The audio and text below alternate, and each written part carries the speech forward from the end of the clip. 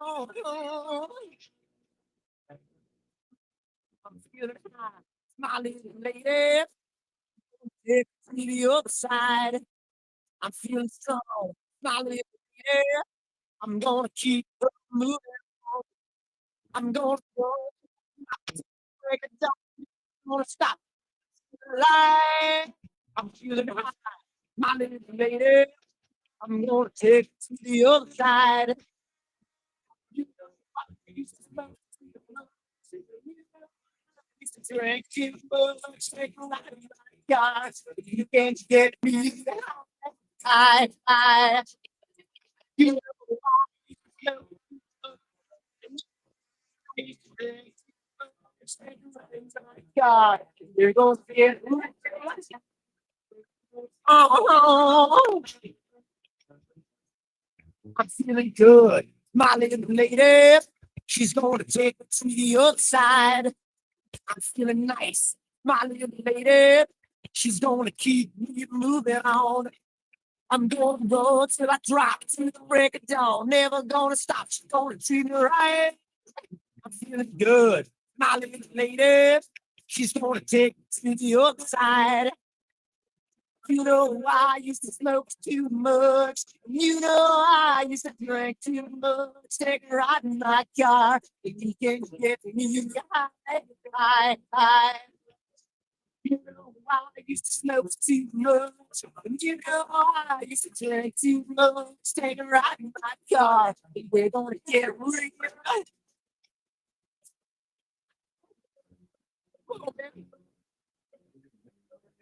Let's take a ride. Where we go?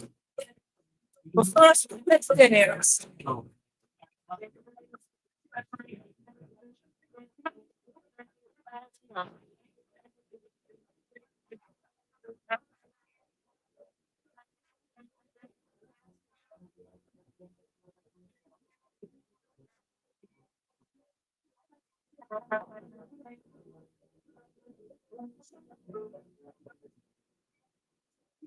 I used to smoke too much. You know, I used to drink too much. Take a ride in my car. If you can get me high, you know, I used to smoke too much.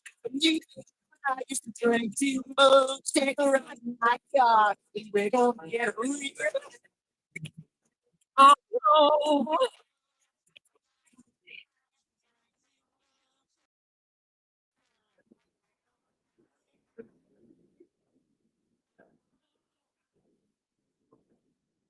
Hi everyone, Dan here, and I just wanted to put a little snippet about AstroWorld and what we do because I want to start getting the word out because I think it's becoming more and more of a giant community, and I want to get the word out to some other people. So what we do at AstroWorld is we hold astrophotography chats on Wednesdays at 9 p.m. and Fridays at 8 p.m. Eastern time. And we just talk astrophotography. Wednesday's more of a techie kind of advanced intermediate, and Fridays is more of a newbie kind of thing. So if you want to check us out, and if you want to, hang out with some semi-decent people that like to go off the rails a little bit and have fun while they're doing it, come check us out at astroworldweb.com, and you can check out the schedule, and you can sign up for all the free giveaways that we do. We just gave away an Eagle 4 Pro, an Optilum filter kit, Charles Brackenstein's books, and a whole bunch of other stuff. So come to astroweb.com, hang out with us, have a good time, and as always, remember to keep imaging, keep educating, and clear skies. And I'll see you soon. Bye-bye.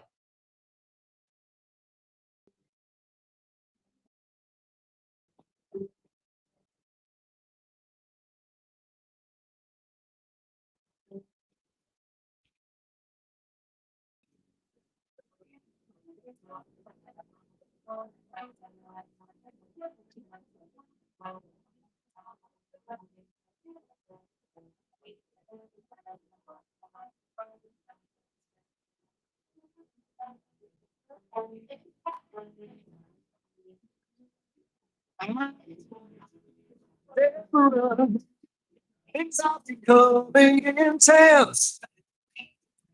Everything's on your face. I'm away from your man. passion.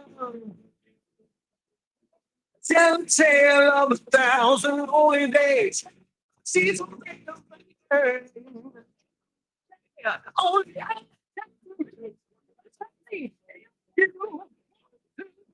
Together.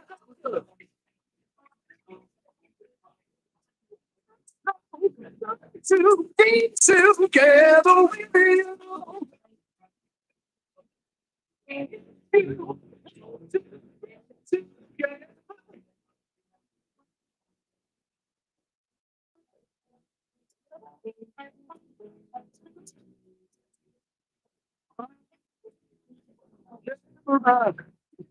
I'm getting caught in the rain. Standing calling your name. Guess I got no one to blame. It's a small town. All the people turn and stare.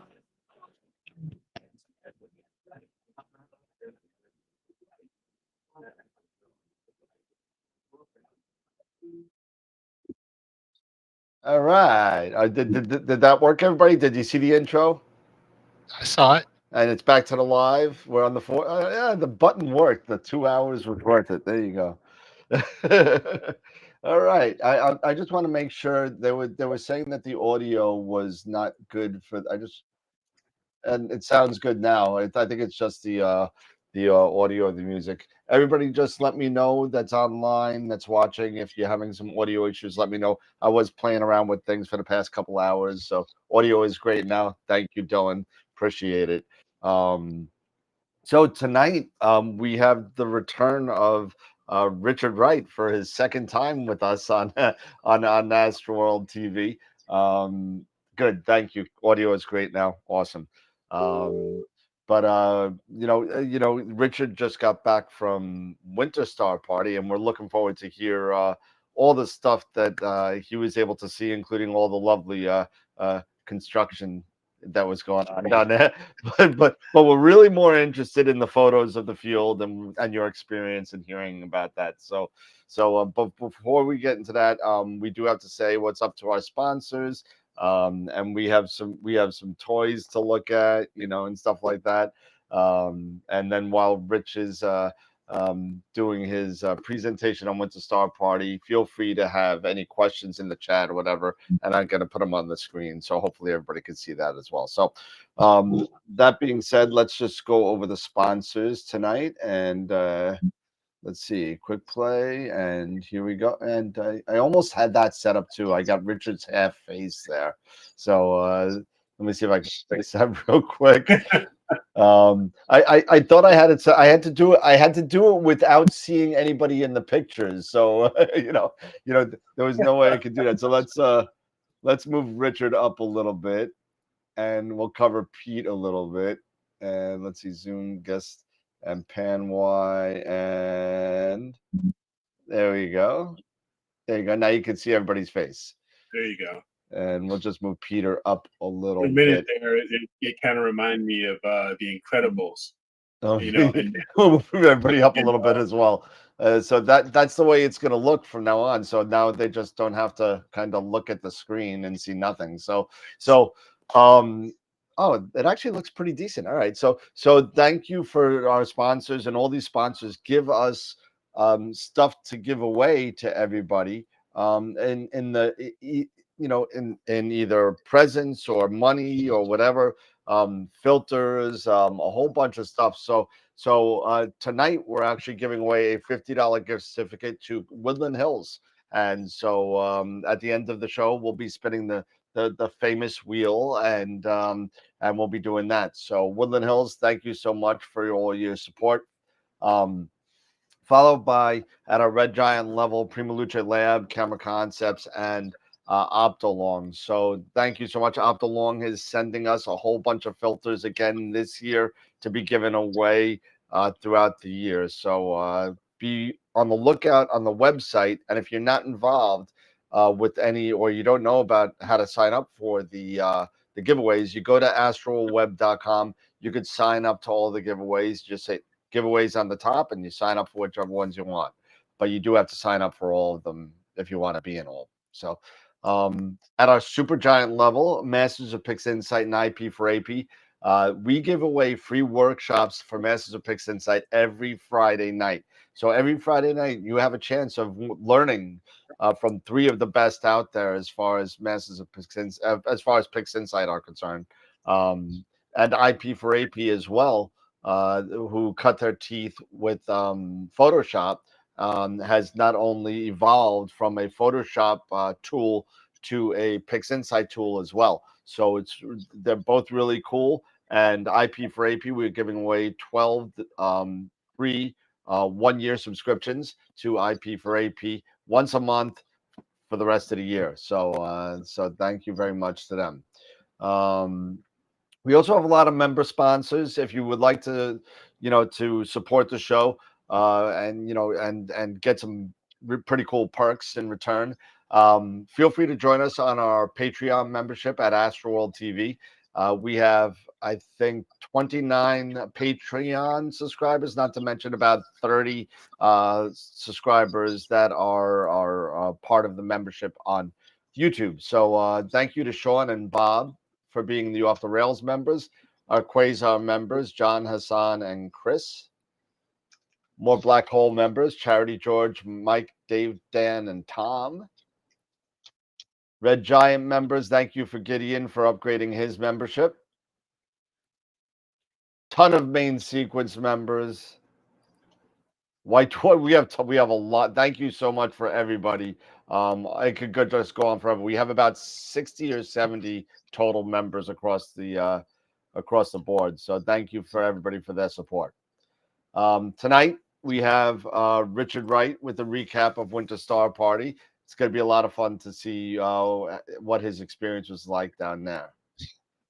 March 25th, which is 10 days from today. This is a special day. It's a Saturday, 2 p.m. Eastern. We have Stacy Downton, Astro Stace, coming down and hanging out with us for a Saturday afternoon. We've been talking about getting her for over a year and a half. Finally was able to swing it, and it's actually happening. So April 5th, we have Warren Keller coming on from Masters of Pix Insight and IP for AP. It's his first time as a solo to come on. He's been on the show before with Ron and Pete and the rest of the Masters of Pix Insight, but it's his first solo show. So let's give him a warm welcome in April as well. April 21st, we got Pavel Kagas over at Moravian Instruments. Gonna hopefully show us, or probably tell us how much that huge chip costs. But but you know what? A really high-end camera, and it's good. He's never been in the show, so it's gonna be really cool to hear what he has to say and what he's got coming up for Moravian. And June 2023, we have Helena from Helena's Astrophotography coming on for her first time on AstroWorld. So, and that being said, feel free to join us on other social media platforms: Twitter, Twitch, Instagram, Discord, whatever else is what Mastodon. I don't even know what else we're on anymore. It's just so much stuff. So that being said, thank you everybody for your support, and it's going to be a really cool night tonight. And welcome, Rich. Thank you for coming and hanging out with us yet again on that show. Appreciate it. Sure. So Sure.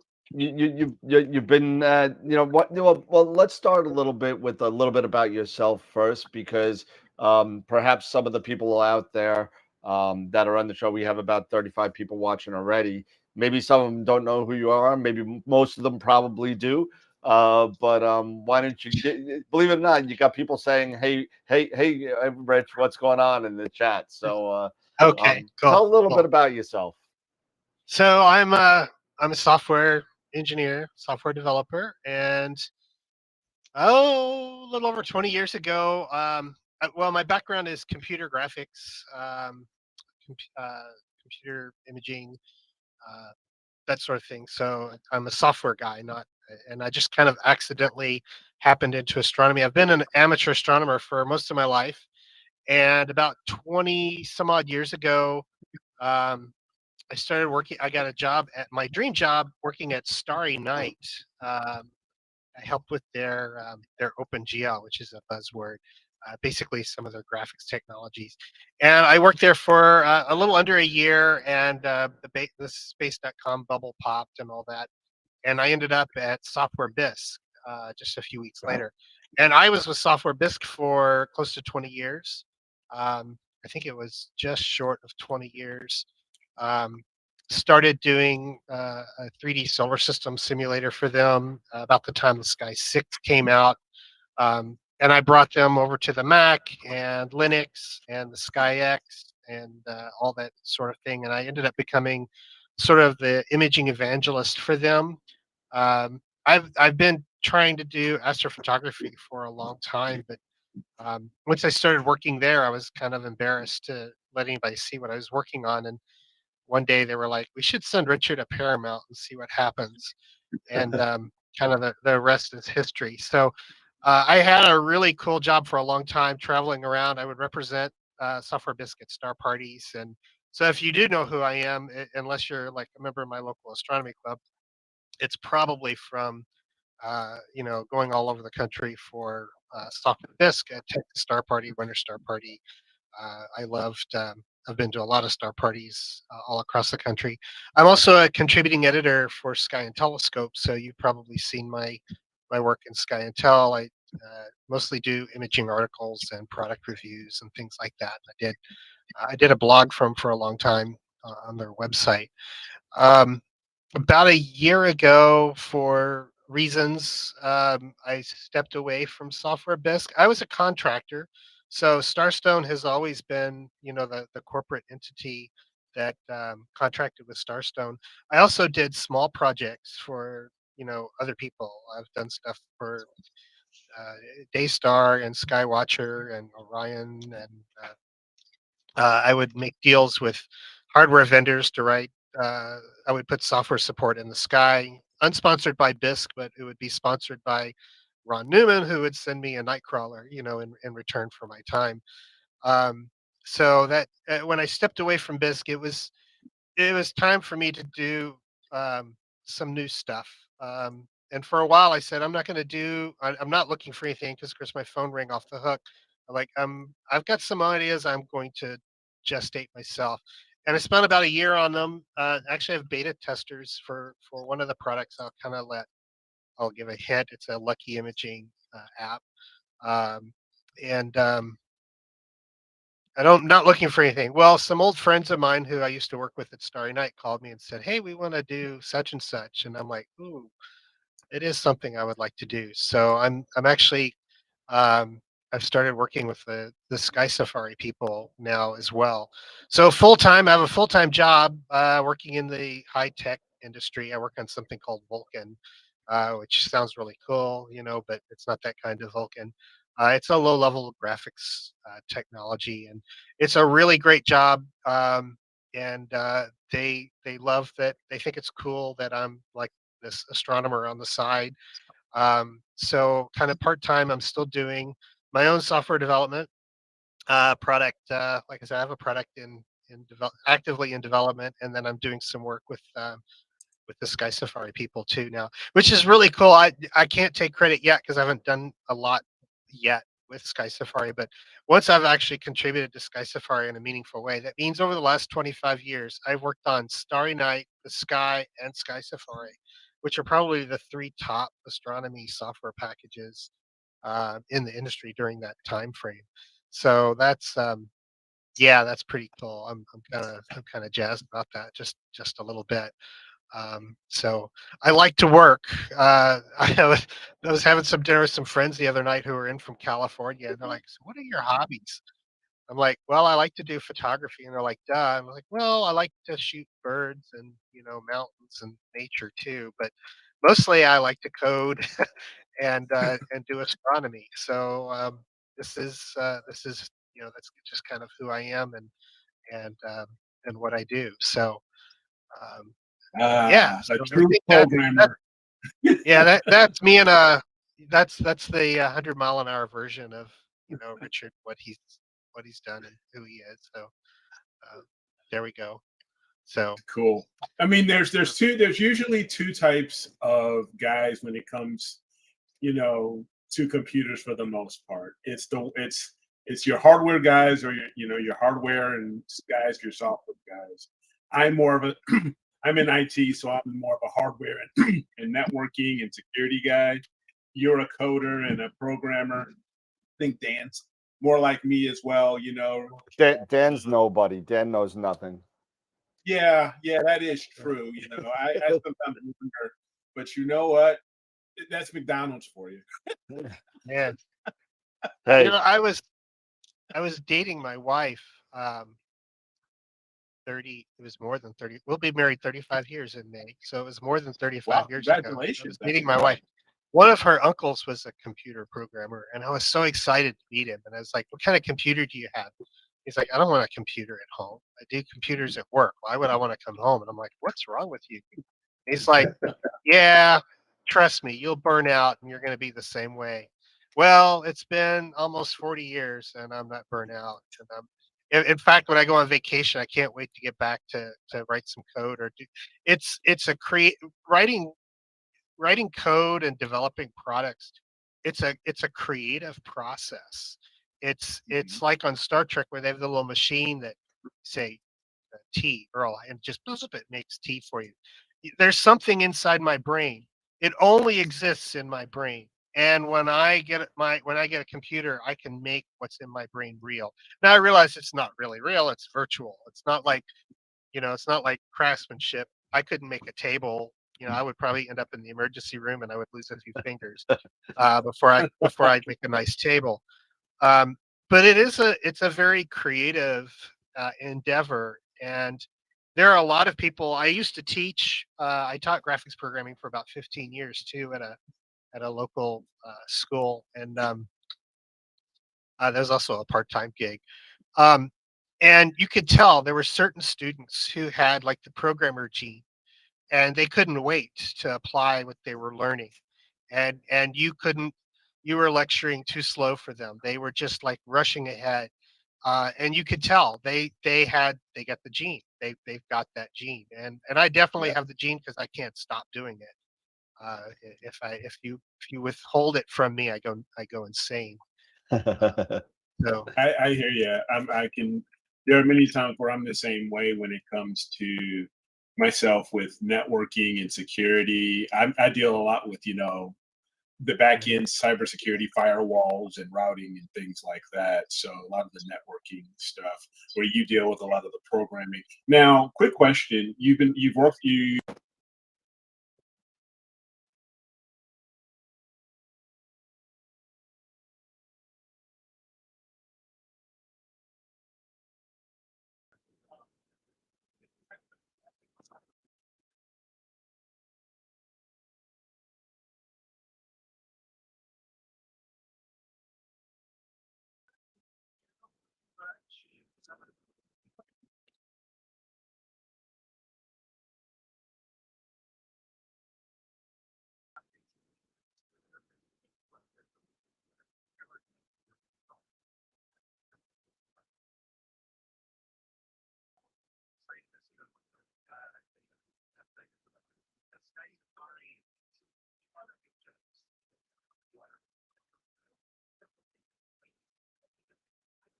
but there's a blend of languages. There's really not one language that you use for everything. It's a matter of what's the best tool for for what you're doing. what you're And trying to this do. guy had like multiple scripting interfaces. There was a Visual Basic interface and a JavaScript interface, and Yep. so yeah, a lot of technologies. Primarily, I think the tool I'm most competent in is a language is C++. And then there's a whole series of APIs and toolkits that I know really well, and that facilitates that quite a Sure. bit. But really, for performance programming, there's still no. Well, the Rust people in the chat room will probably have a fit, but there's C++ is still, pretty. I'll just say popular. That way, I'm not really. Yeah. I'm I'll not making say a statement dominant. somebody I want to I'll argue say with. dominant. It's very popular, whether you like it or not. You say popular, I'll say it's dominant. Exactly. Yeah. Exactly. But yeah, but cool. And so, can you give us I know you can't give us really much details, but when do you think, your adventure here with Sky Safari, when do you think we would probably see it come to fruition and have something to look forward to? Any thoughts on that yet, or is that something you can share? I can't tell you what I'm working on at all, but by the end of the year, by the end of the year, I'll be able to go. Look, I made that button. There you go.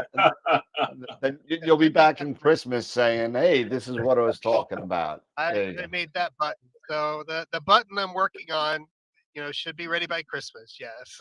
Nice. Nice. Awesome. And it'll be an awesome button too. I hope so. It'll be a great button. And it's gonna say, I'll "Do love not my push this." That's what it's gonna Yeah. say. It's gonna Yeah, say. in case of emergency, don't push here. So, anyway, you just got back from Winter Star Party, right? So, I know Yeah. we were trying to, and link up and do a live thing, but unfortunately, the internet was not agreeable to doing that.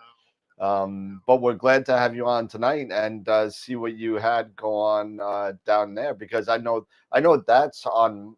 I don't want to say my bucket list. I would like to go there a couple of times. I have yet to be at Winter Star Party. You and I spoke a little bit offline about my year this year. It's going to be somehow, out of all that stuff I told you that I'm doing, somehow I'm fitting in a cruise too. So I don't know. Oh wow. So. Yeah. My whole thing up to like October, like Halloween, I think it's filled with stuff. But I know the transparency and the seeing down in the Keys area is bar none, some of the best seeing that you could do. Again, I'm not talking from practical experience, but I know you've been there a lot, and or more, at least more than me. But My favorite. I haven't been to a star party that just sucked. But it's winter, so it's hard to say. It's my, which one is your favorite? Because there's quite a few really good ones that I really enjoy a lot. But the Winter Star Party is my favorite. It's close because I live in Central Florida, so I can get there in a day, and I can fill my car up, and I don't have to stop at a hotel and empty the car or anything. So it's just within shot. And when you live in Florida, where do you go on vacation? Well, the Keys are like a whole different, it's a whole different Florida down there. It's very different, and the skies are special. My favorite story is, I've been going for like 2 decades, so very very far back. I was a young hot shot know-it-all. You know how it is when you finally know enough to think that you know something. And I hear somebody just enough to be dangerous. This guy behind me's I got Saturn at 700 power, and I'm just like, please, Looks like crap. you can't look 700. Give me a break. And somebody goes, oh wow, and I'm just like, oh, I should at least go look. And I go look, and dear God, Saturn is like the size of a basketball in front of my face, and it's just smushed. I feel like I'm there. It's like I should be able to breathe. This vacuum of space should be sucking all the air. The seeing down there is phenomenal. Yeah. It not every time, but the seeing it we don't have any mountains, so air just smooth over the ocean and over the peninsula, and we have great Don Parker, who is world famous planetary imager, pioneered doing lucky imaging with webcams. He's based in Florida, and he did fantastic work. Um, on Jupiter and Mars and all of that, and part of that was the really good seeing. And if you look at the top planetary imagers, Christopher Go, he's in the Philippines, and Damian Peach, he goes to the Barbados. So this sort of place is the best place for good seeing. We're talking about moving, to be closer to my son. Hopefully, he'll make some grandchildren. If you're watching, Steve, mother is being tired of waiting. And the one thing I'm going to miss the most about Florida is the seeing, because I can do high resolution stuff here that I don't think I'll be able to do. And I go out west and they've got some nice transparency, but they don't have seeing like we do here. First time I went out west, I thought, why can't I focus? Something's wrong with my focuser. No matter what I do, everything is soft. And no, that's just it. That was as good as you could get, under those conditions. So Well, being from New York, I know all about soft seeing. So I mean, yeah, it's just garbage here. It's so bad. If you're not doing astrophotography, your seeing on Long Island is it's just horrible. It's just so bad. yeah. But Oh well. Well, yeah, do you want to see some slides a let's minute see. Yeah, ago? let's see some slides. Let's see what's All right. going on. Let me share my screen. Okay, Toggle screen sharing. there you Let's go. see. One of these buttons. Yeah, I think it's the Entire red. screen. Yeah, Screen 2. there we go. Mountains. Got There the we mountain. go. Yep. Oh, first I gotta show you where I am. This is my spot in Okeechobee. So that's the Oh, observatory. nice. There used to be a dome here, and I didn't like it. Bugs and frogs and everything kept getting into it. But I'm in this little building right here. That's just my little hideaway. So I come down and I bring a different scope or different mount with me every time, and that's why I don't have a roll-off roof or anything here. All right, so hang on. I lost my cursor. I feel like is this thing on? There it I is. see. Let's see. I see the cursor on the other screen. Yep. There we go. Maybe it's this way. There we go. I found it. We're good. We're good. All right. The Winter Star Party There we 2023, go. my There we go. favorite star party. So this is almost like a religious pilgrimage for me. It's great. It's held every year in the Florida Keys in February, occasionally early March or late January.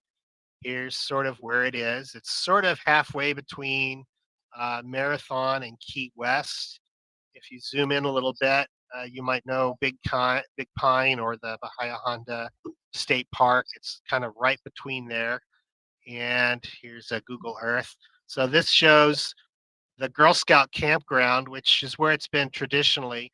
Long, long, long time ago, before my time, it was held in the Everglades, which I think was probably insufferable. Uh, and then before my time, they started doing it here at this Girl Scout campground. There's a Boy Scout campground right next door, which becomes very important in our story in a little bit. But down here at this end, there was a wheelhouse where we would have talks and the men's restroom, and there was a women's restroom down here.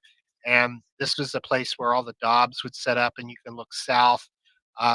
When the seeing is, when it's clear, you can set a camera up and do nightscapes, and you can get a sky dome from Havana. There's nothing, very, very small sky dome from Havana on the horizon. There's the southern skies are just fantastic. There's light domes, of course, to the east and west, but the south is open all the way, all the way to Cuba. Um, since Hurricane Irma in 2017, the Star Parties occupied not only the Girl Scout campground, but the Boy Scouts opened up their doors to us as well. And the reason is the Girl Scout side is not really recovered from the hurricanes. Um, this damage was from Hurricane Irma, which damaged a men's bathhouse, took the roof off, and then in the background is the wheelhouse that used to be lodging for speakers and things, and then the upstairs would be a room where we could do talks and presentations. The storm surge from Irma was higher than the men's bathhouse, so that building with the missing roof, the water was higher than that building is tall right there. The women's restroom, it just scoured the concrete. They don't even know where the building ended up after the storm. It's just a smooth pad. These pictures were taken, by the way, the day before it was open. So the only people on the site are the volunteers and speakers and vendors. Um, Here's another example of how bad Irma was. This was the caretaker's house, which is uninhabitable currently. The storm surge, the water was up inside the house. and not like the rain was blowing in. The ocean was up past the bottom deck there, and into that house. If you'd have been on site, you probably would have died. So this is bad news. The year after Irma, the Star Party is actually relocated to Chiefland, which is sort of northwestern Florida. There's a Chiefland Astronomy Village up there with some property, and so they let the Star Party up there. Of course, it was cloudy all week, which I've been to Chiefland. Very nice skies there as well. So it's just a weather fluke. Um, and the following year, we came back to the Girl Scout camp again. This is damage from Ian. Just last year, the berm, there was a big hilly area, which was like the Valley of the Dobbs, where everybody would set up to look south. And Ian took out the berm, and it had, it's exquisite views of the southern sky. Of course, you could still set up there, and people did this year. And that was, just a kind of a figure. Also, there's no power on the Girl Scout side, which would think would be the end of the Winter Star Party, right? There's no restrooms, there's no power, there's no buildings. But as Dr. Malcolm says, life finds a way. So, welcome to the 21st century. We have batteries. Yes, that is a garbage bag over one of my mounts. Don't judge me. We didn't have many vendors this year. Camera Concepts, if you're listening, you were very missed. I'm not going to give you any grief. I know you probably would have rather been there. But I was counting on buying another Scope 365 cover from them, but they couldn't make it this year. There is some power in the vendor area, and so people were kind of like siphoning that off to charge their batteries and things during the day. And a lot of people brought solar panels. This is my Goal Zero Yeti. The Jackery came out, which is very, very popular and like $100 cheaper and works just as well. And a lot of people find they can run their image rig all night long on one of these power banks and charge it during the day with the solar panel. I remember how surprised I was. The solar panel charges this faster than the wall outlet. So it came with the power brick to recharge it, but it only puts out about 45 watts. The solar panel in the sun puts out 100 watts. Yep.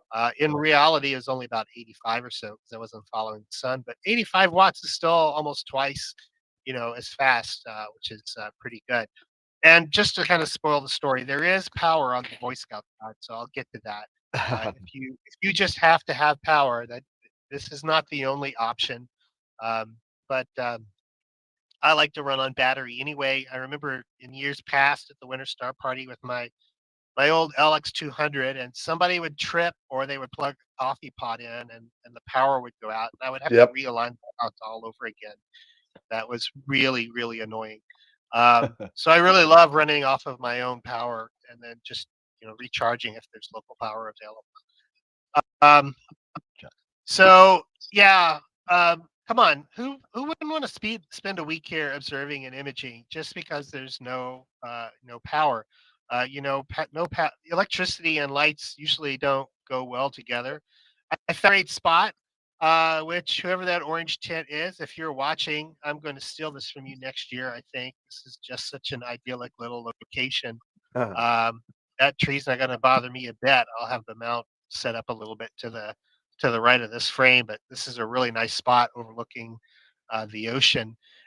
And we did have plenty of people show up. RV row on the kind of the eastern side of the Girl Scout campground. Lots of people not troubled at all by the fact that there's no official RVs. Here's a look from RV row, looking to where the vendors set up, the big white tent, and where the food is. We had a food service this year. It turns out being on the far side of this tent, which is where I was set up, was the place to be. And I will tell you why at the end of the presentation. But where I'm standing right now is not the best place to set up due to a fluke of timing, which some of you probably heard about already in the chat rooms. We were a little lean on vendors. Explore Scientific came. Disc mounts came. There was a rep from Astronomical League and a guy selling homemade astro art with illuminated crystals. That was kind of cool. We typically have Mickey's Kitchen. They couldn't make it. One of their staff, principal staff, I guess, was having a surgical procedure. So we had Kitchen 1333, and they were really good. In fact, Mickey's Kitchen is coming back next year, but they're retiring. So next year will be their last Winter Star Party. Popular opinion is these folks should come back the following years because the food was very good. I did miss Mickey's Kitchen. They did 1333 did make the world, brownie in the middle of the night. There's nothing like going and getting a hot brownie at 2 in the morning Huh. at the Winter Star Party. It's just sort of a tradition. So that was the girls. This is kind of the Girl Scout side. There was plenty of room on this side of the vendor tent. Like I was saying, there is even a little bit of power spotty available, and most people, didn't need it at all. The one of the compromises, there's nothing but porta pots, and some people, are porta pots is not the ideal, situation for when you need to go. But there was the Boy Scout side of the campground, which is right next to us, and there's a path, and it's not much walk. And a lot of people were set up on the Boy Scout side. There was power on this side. In the background of this image is the bathhouse, individual private stalls for showers and bathrooms. It's very, very nice, very posh, to tell the truth. And underneath of there is where the vendor talks were. I've got a picture of the vendor talks. And the Boy Scout side, again, it's not an awful place to spend a week.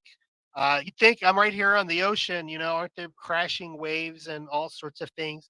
No, this is why the Keys is very different from the rest of Florida. The water is very shallow here. So you don't get big crashing waves. You don't get unless there's a storm, you don't get a lot of salt spray, all over your gear. Obviously, you should cover up if there's a storm. Which brings to mind, sometimes we do have some good windy storms come through. And if your scope is covered like you see on these, you need to tie it down. Don't let it flap because that'll turn into a sail and it'll blow your scope right over. Um, I've seen airborne dobs at the Texas Star Party. I've not seen an airborne dob at the Winter Star Party, but I have seen a lot of mounts get blown over in a big storm if you don't take care with the covers. In the background, in the center of this, is what looks like a boat, and this is an interesting this year at the Winter Star Party. Um, a couple of months ago, a bunch of Cuban refugees showed up on this homemade boat made of oil barrels with a diesel engine. Um, these were some desperate people. I know there's a lot of different feelings about migrants and that sort of thing. We won't get into that, but you have to acknowledge this is pretty darn creative. I felt like it was a relic from the old A Team, where they would go into a junkyard and build something out of nothing and Yeah. save somebody. So it's like this is really, really, really cool thing. The boat's still there. I know this happens in the Dry Tortugas National Park all the time. I hadn't heard of it happening this far up in the Keys. Back to the Boy Scout side. Another feature of the Boy Scout side as well is these glamping tents in the background. Um, these accommodate up to 6 people and are air conditioned. Yes, this is an air conditioned tent right on the ocean, and you can reserve one of these too. Not a terrible way to spend a week. My own experience with the Star Party is the first couple of years I came. Um, I was working at Software Desk, but I wasn't representing them. It's camping, and I decided pretty soon after that I needed a hotel room. Um, it gets really hot during the day, and I can't sleep in the tent in the daytime. Now that's because I tend to stay up all night, and it's really funny if you've been to any star parties. It's really amazing how many people are in bed by 11 o'clock. I'm like, we're at a star party. So if and that's fine. If you just want to see a few things and go to bed, um, you can sleep all night and then get up during the day. But I would stay up till dawn, and then it's just too hot to sleep during the day. These glamping tents would work. I did get a hard no from my wife on this idea. She really likes getting put up in a room in the Keys while we're down there. But it's not too rustic for me. I think it's a nice alternative. Um, and I just love this picture here. It's like that's some lucky people right there. I mean, you got a big knob on the ocean looking south. Amazing views. Here's just a view on the Boy Scout side, a little closer to the bathhouse. So you can see we have visitors from all over Canada. We get Europeans who come in, and so that's pretty cool. And back in the back is where the daily talks are. Um, I didn't attend many of them as they were in the middle of the day, and as I said, I didn't stay up all night. Mike Lockwood was there. He's a renowned mirror maker, mostly larger jobs. He might make an interesting guest, by the way, for your show.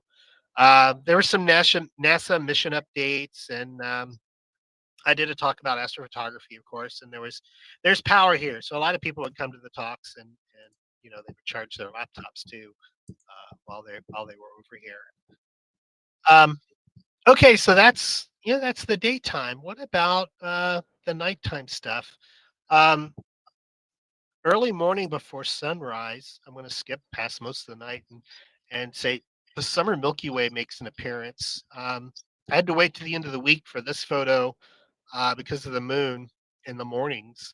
But my best Milky Way shots are always at the Winter Star Party. I would say the best skies I've ever seen are at the Grand Canyon Star Party, and I've got some fantastic. This is the Milky Way, but at the Winter Star Party, I get a much better composition, looking out over the ocean. I like this shot here because we have clouds in front of clouds, the star clouds. And this was just as the Milky Way was coming up in the sky. It was exceptionally clear, except for the clouds, of course. And so, I mean, the Milky Way is like virtually sitting on the ocean, which is a really, really great view. That's As I was interesting. talking about, I love walking up and down about 4 or 5 a.m. and people are out and they got their scopes running. And I love to just take pictures of people doing astronomy in front of the Milky Way. I think that's fantastic. Visual people um, are, lucky these guys just, follow the sucker holes around. Oh, it's clear over there. Let's look over there. Oh, it's clear over there. Let's look over there. And so I kind of, I like this photo too. There was quite a few clouds. The clouds would come and go. My first lesson in this, a friend of mine from the local club and I went down together a couple of years, and one night it was the end. It was like maybe Friday night or something, and it got cloudy. It would look like it was going to be cloudy, and we are like, it's going to be cloudy. We should just pack everything up. We packed everything up, and by golly, the clouds left, and it was a beautiful night. And we ended up walking around looking through everybody else's telescopes. Um, Two lessons there. Wait out the clouds. The clouds will come through sometimes, and it'll be overcast for an hour or for half an hour, and then it'll clear up again. And the second is the people here are very friendly. You can just walk around. Lots of people love showing you what they're doing, talking about what they're taking a picture of. Big Dobs rule at this star party. There's a lot of big Dobs that come down for the southern views, and people love sharing, um, sharing what they're doing. So this is just my camera on a tripod with the fast lens. If you want to go deep, you're going to bring a telescope and a camera. I had actually kind of three setups this year. Um, First was my Paramount Mighty with an Esprit 150 refractor. Camera was a Player One Poseidon M monochrome, which is a Sony 571. So it's kind of the little brother to the 455. I'm perfectly happy with that crop sensor. I have like 12 telescopes, so uh, I have a crop sensor and I can get any field I want just by changing telescopes. And 6,000 pixels across is more than enough. Also got some spared no expense chroma filters, and that's a Moonlight Nightcrawler on the back. This is my number one favorite Star Party setup.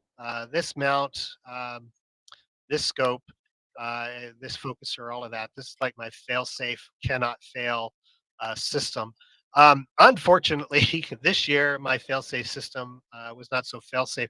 It was really windy, and the Star Party can be windy. There are places where you can set up and you're kind of sheltered from the wind.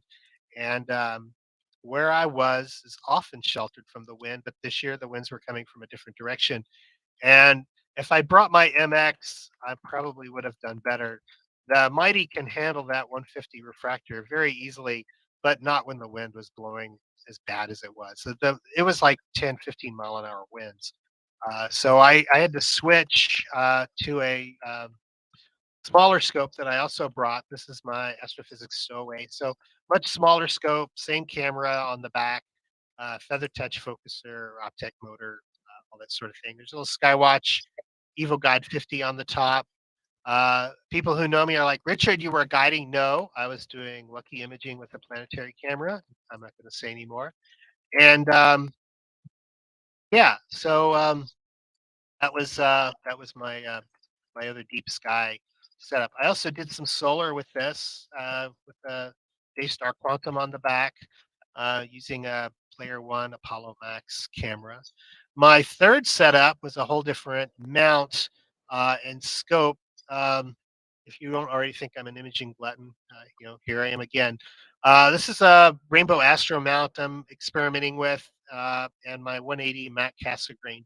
I use this for visual observing, and I also did some lunar observing with it. So I like to do visual as much, not as much as I like taking pictures, but I do like to do visual, and this is a really great, small visual scope. I did lunar lucky imaging. I didn't do any of the planets. I did wide field, deep sky, solar, and lunar. Planets were the only thing I didn't show. But I have to show you this picture.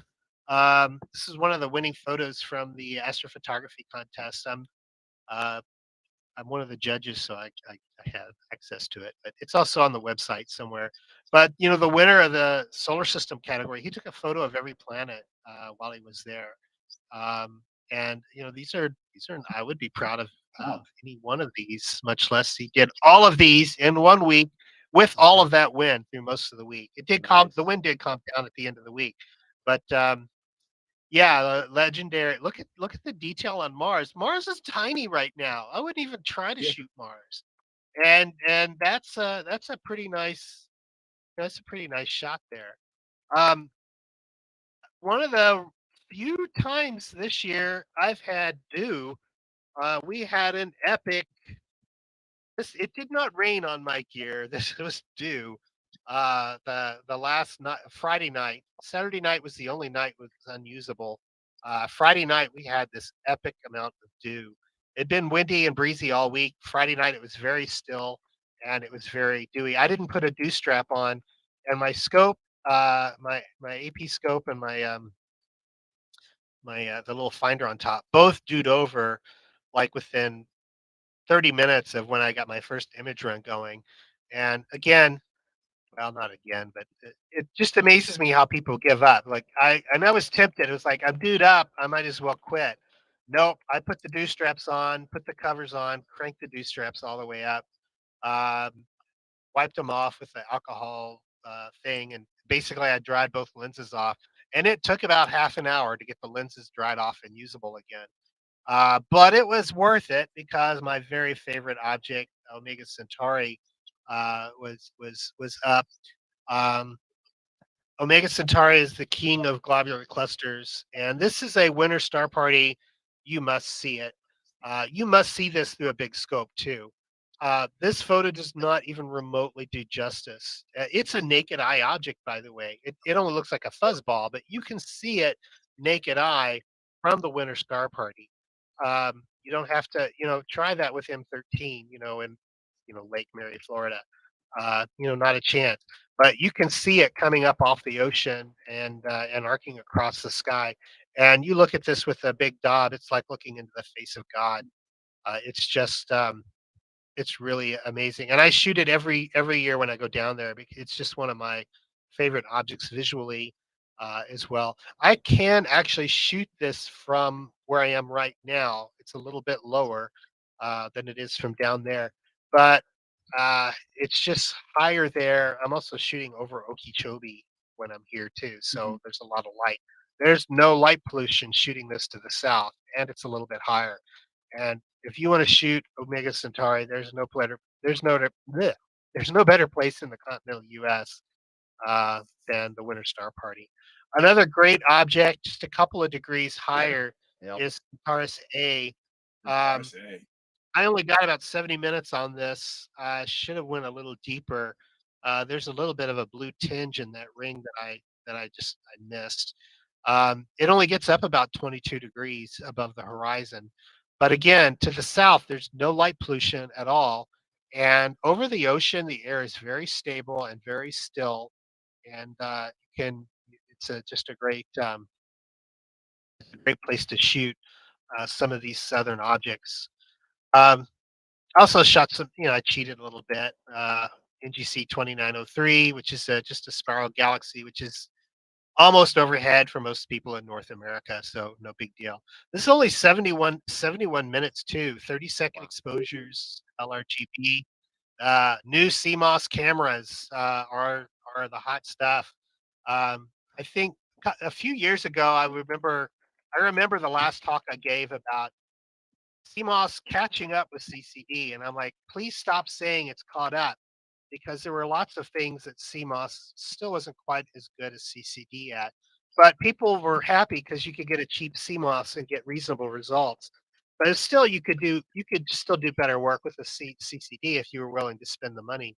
I can't give that talk anymore. Yeah, I can't give that talk anymore at all. The new CMOS sensors are simply amazing. The noise, the only noise we're to the point now to where the only noise we really have to worry about is shot noise. You cool it moderately, 10 below instead of 30 or 40 below with a thermonuclear power, which means your batteries last longer. So it's really great. My last deep sky image before I switch to it. Um, this was I I hope it's not a once in a lifetime shot. I really have always wanted to go to the equator or south of the equator to shoot Eta Carina. Eta Carina is a giant uh, emission nebula. It's sort of the M42 of the southern hemisphere. It's very bright. Yeah. Um, and it does get above the horizon at the Winter Star Party. It only gets between 4 and 6 degrees above the ocean. So it's just skimming the horizon, and it's ridiculous to think that you could image it. Except you can when the weather gods are favorable. And I just slewed to it on a lark and took a photo, short exposure. And I just happened to be set up to where it was between the palm trees in the distance, and and I got it. This is 144 15-second exposures, that close to the horizon. T point wasn't doing me any good, and I wasn't going to take the time to try to set up guiding. It was like I've got to get all the data I can as fast as I can, and I did RGB. I did 15 seconds red, 15 seconds blue, 15 seconds green, and then I recycled. And I didn't refocus for the filters. It was like I have a very, very short amount of time. Um, and like I said, this is between 4 and 6 degrees above the horizon. Wow. Now, I was so extremely excited because I thought I would have to go up on the berm or something to catch it. I was excited that where I was set up, I actually caught it. The winning image for the deep sky category was an even better shot of Eta Carina than this one. Um, a guy, he was probably over closer, and he probably worked on it a couple of nights and had more data. But I can't believe I got Eta Carina um, at the Winter Star Party. This thing, at basically an average of 5 degrees above the ocean, and I got this much detail. Uh, just God bless the Winter Star Party. It's the best star party ever. It's unbelievable. Unbelievable that you got Hey, that today. being that low. I It's incredible. it was luck. You know, it's like so many times photographers just like, wow, it's like all it is patience and luck and not getting frustrated. And I just got lucky and it was there and I took the opportunity. I will say that all those people who go to bed at 11 o'clock are not going to get ahead of Karina. So Yeah. Yeah, right. there. Yeah, this was about 3 in the morning when this was peaking. So I did do some other stuff. I did some solar imaging. Again, really, really great seeing. When it comes to imaging, I'm a jack of all trades. I do all kinds of. I like to do everything. I'm not particularly well known for solar system imaging, but I do have a nice solar setup. And this was a Daystar Quantum on the back of my astrophysics stowaway. Um, I do have the bottom half of this. I've got a lot of data from the Winter Star Party. I haven't even had a chance to process yet. I mean, it's only a month ago, and I have like 4 jobs. Uh, but I'll be putting out pictures from the Winter Star Party for the rest of the year, probably. But this was a nice, I got the prominences and the surface all in one exposure. This is sort of like a milestone for me. It's like I'll do a long exposure and get the proms. I'll do a short exposure for for the photosphere, for the surface. And the Apollo Max, it's like got nice deep wells, so you can expose a little longer, and the data is there. And so I was able to do this with just one video file. It had enough dynamic range that I could pull out the flares there. I don't know if it's coming through on the internet compression or not. So Yeah, we got a you got a Richard, we got a couple questions here. Oh, One from sure, MX. sure. One from What's MX that? because he was showing, when you're showing ETA, and those are 15-second shots. Can you really quick, because I know you were not at F2. So what focal ratio was the scope that you were using this for when you got this shot of ETA? F7. nice. F7. Wow. F. And those are 15-second shots. You said you did F 115 or 120 of them? 144. So 144. it's amazing. Yeah. So the other soapbox I get on is guiding needs to die. Here we If go. you can go a minute without guiding, stop guiding. You don't need to guide. We don't need 10-minute exposures anymore. The current issue of Sky and Tel, or the last one, Sean Walker did an article on live stacking, and he used one of my hydrogen alpha images, 2-minute hydrogen alpha images, no guiding.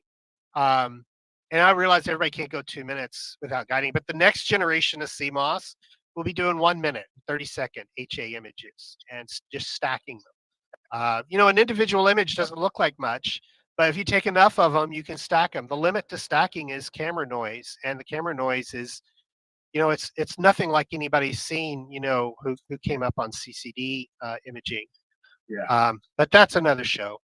So Are there other questions? Yeah, there's a good Yes. question coming up regarding if you're not guiding, what about dithering? Frank Rossetti was asking about. So Oh, I love that question. yeah, What I know about you, it? I know you do. We actually went over this on the last show you were on. What about it? Well, So people get used to using software and they think it's the only way to do anything. You don't need to guide to dither. All you have to do is move the scope every now and then.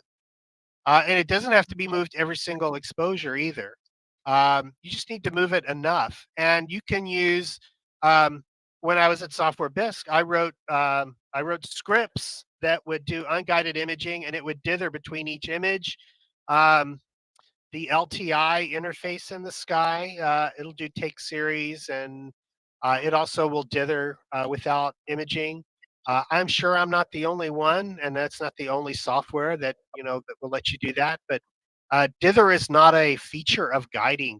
Dither is just move the scope between exposures, and the people who implemented dither in software often would use, well, you can't dither in the middle of an exposure, and when you dither, the guide star moves. So it's very convenient. It's very convenient, and a reasonable thing to do is move the guide star a little bit, and when it settles, start taking another image. But dither is, the effect of dither is the same. All you have to do is just move the mount a little bit between exposures, or every so many exposures, and you'll still get that. You can still get that sigma rejection and that smoothing out of the noise that everybody wants. So Nice. All Hey, right. Richard, can yeah, you, for the sake of people that use the SkyX, can you definitely go through the difference between the full-blown version and the LTI? Because I use both, and it's kind of interesting. I think a lot of people on the chat would probably be interested in knowing what the difference is, since you were actually involved in doing the software. yeah. So LTI is light imaging, is the light imaging interface. So what LTI was originally intended to be was a touch screen interface so that you could use it on a tablet. So, for many, many years, I had this guy on a Raspberry Pi, and I was walking around, going to star parties, and they eventually decided to go a different way with the Fusion. But LTI can be served, from the Fusion, but it can also be served from a Raspberry Pi, and you can buy the Sky for Raspberry Pi. Um, and it's a lot easier to use than the full desktop version on a tablet, and it just sort of walks you through um, the imaging process, like acquire your target and focus. There's a take series. It's different from the Skies take series, um, in that, just the way it's laid out, you can put a focus in there, and you can change objects in the change series, which is kind of nice. You can actually automate a whole night's run with LTI. Just change objects, change filters, focus when you want. The only thing, but it doesn't guide. But it does dither. And of course, if you have a paramount, you don't need to guide. Truth is, most mounts you don't need to guide. These new strain wave mounts, they need to guide badly. Yeah.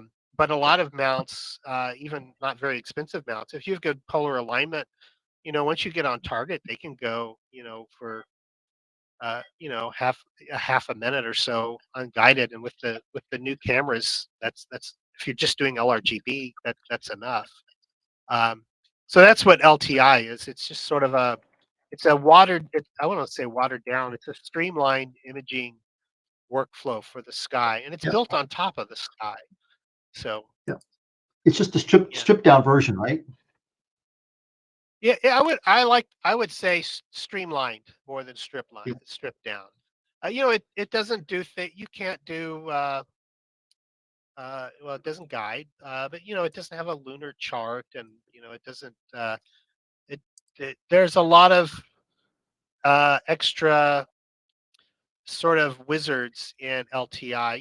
If you take a photo and the field of view, there's a lot of things you can do for the user without making the user do things. So it's a easier to use imaging interface than the Sky Mhm. Professional. And that rubs some people wrong, I don't mind saying, in public. There's some people who don't like hearing that. Yeah, never mind. We'll just stop there. The seeing is really good in the keys, and so I also shot the moon in the morning.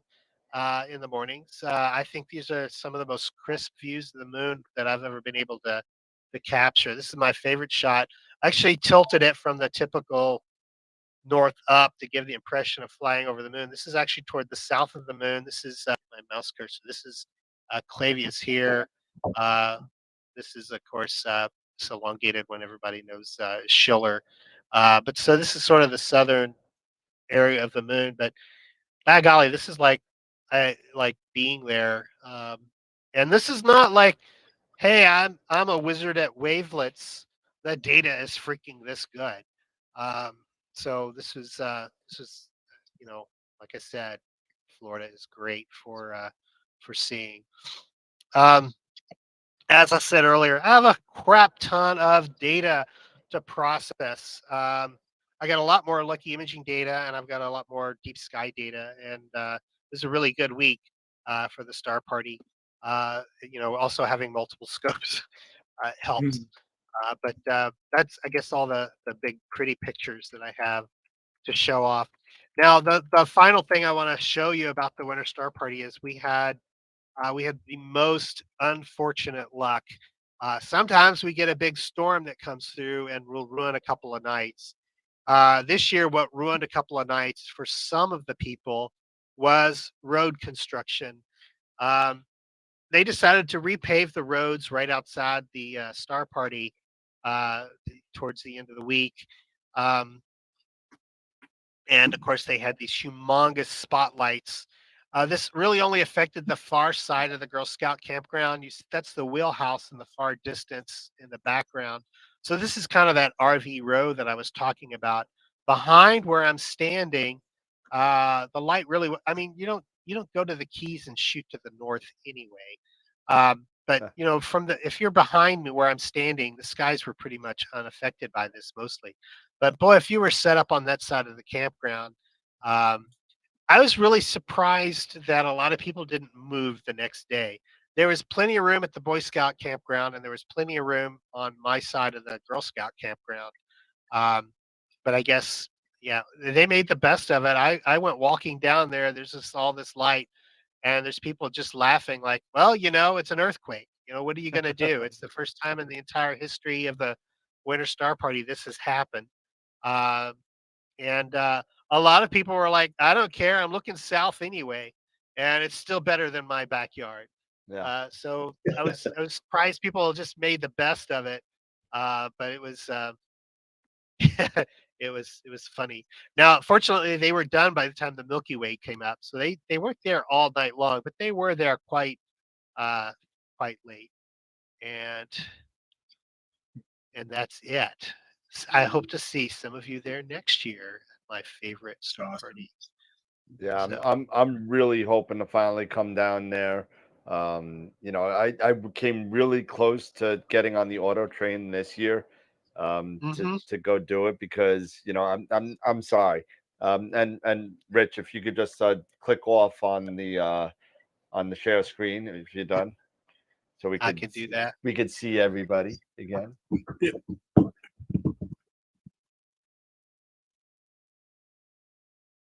Looking. And there we go. You got it. Okay. Yeah, there's a little lag So, sometimes, but we got a couple questions. all right, go for it. No, sorry, but Carol had one. If Richard can tell us about his Lucky Imaging app, is that something you can share with us or information you can share? It's in closed beta. Yeah, I don't want to say a lot about it other than there's Sharp Cap and there's Fire Capture and there's Registax and there's Auto Stacker, and I think among all of those, I have the most respect for Sharp Cap.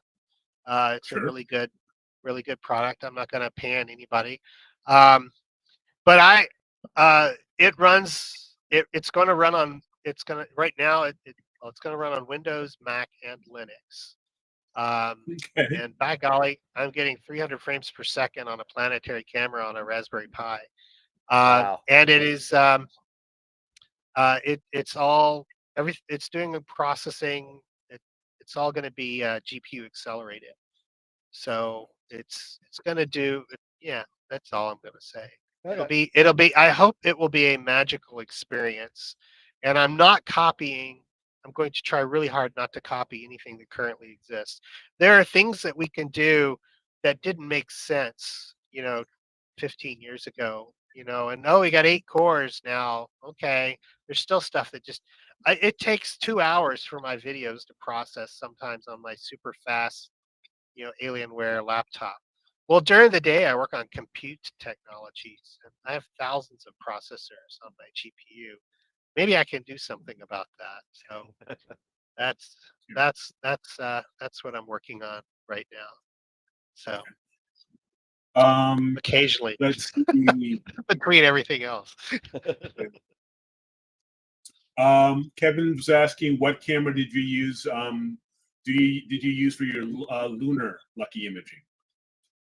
That is a Player One Neptune C2 color Neptune. And Nice camera. yeah, one of the that was actually one of our first giveaways on Oh yeah, on AstroWorld. Yeah, the Neptune we gave away a Neptune and a Mars camera. I'm very impressed with Player One. Yeah. I'm very impressed. You know, I'm always impressed by. I can tell how good a camera is based on the interaction with the engineering team. There are camera manufacturers who don't have an engineering team, and they're the worst to work with. And then there are ones who have a good hardware engineering team, and then they hired somebody's nephew to do the software SDK drivers, and it's a horrible experience. And then there's some who are really good at the software but can't make quality hardware. And then there's some who do good at both. I'm not going to name any names Nope. other than Player One does seem to do good at both. They're not the only one in the industry who does good at both, but Player One does do very good at both. My Lucky Imaging app, you know, actually, you know, I use Player One for all my testing on that, and I, hey SDK team, I'm having a problem here. The next morning, I got a bug fix. Nice. And Nice. and I don't have to struggle to communicate with them. I don't have to argue with them. Don't It's just like being an end user of software. You say, when I click this window, it crashes, and then they go, that's impossible. Our software doesn't crash. We have anti-crashing technology.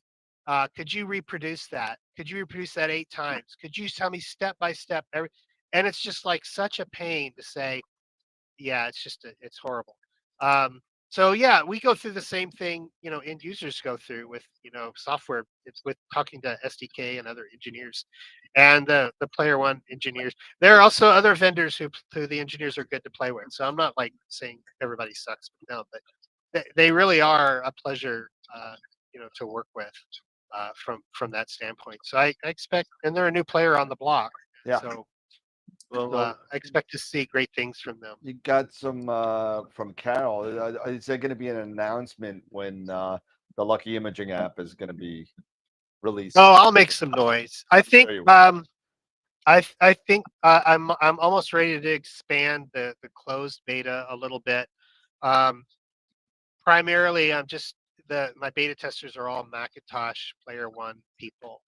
The device interface, I'm not sure I've settled on it yet, so I don't want to add a whole bunch of cameras and then have to change the device interface. But the device interface is different from anything anybody else is doing. It really is impossible for the device to crash the software. If the software crashes, I cannot point my finger at, oh, their SDK, my app. It actually, the camera runs in its own process, so the main app can't crash. And there are ways to move data really fast that people who are using C# and JavaScript don't know about. So anyway, yeah, I'll make some noise. I think it may be in public beta by the end of the year on all Nice. platforms. There you It go. it runs really well on Windows. Just when it comes, I don't have a lot of time, so I can't afford to have 800 beta testers right now with different Windows configurations. So I'm kind of scaling it up slowly. Yeah, And, absolutely. yeah. That's awesome.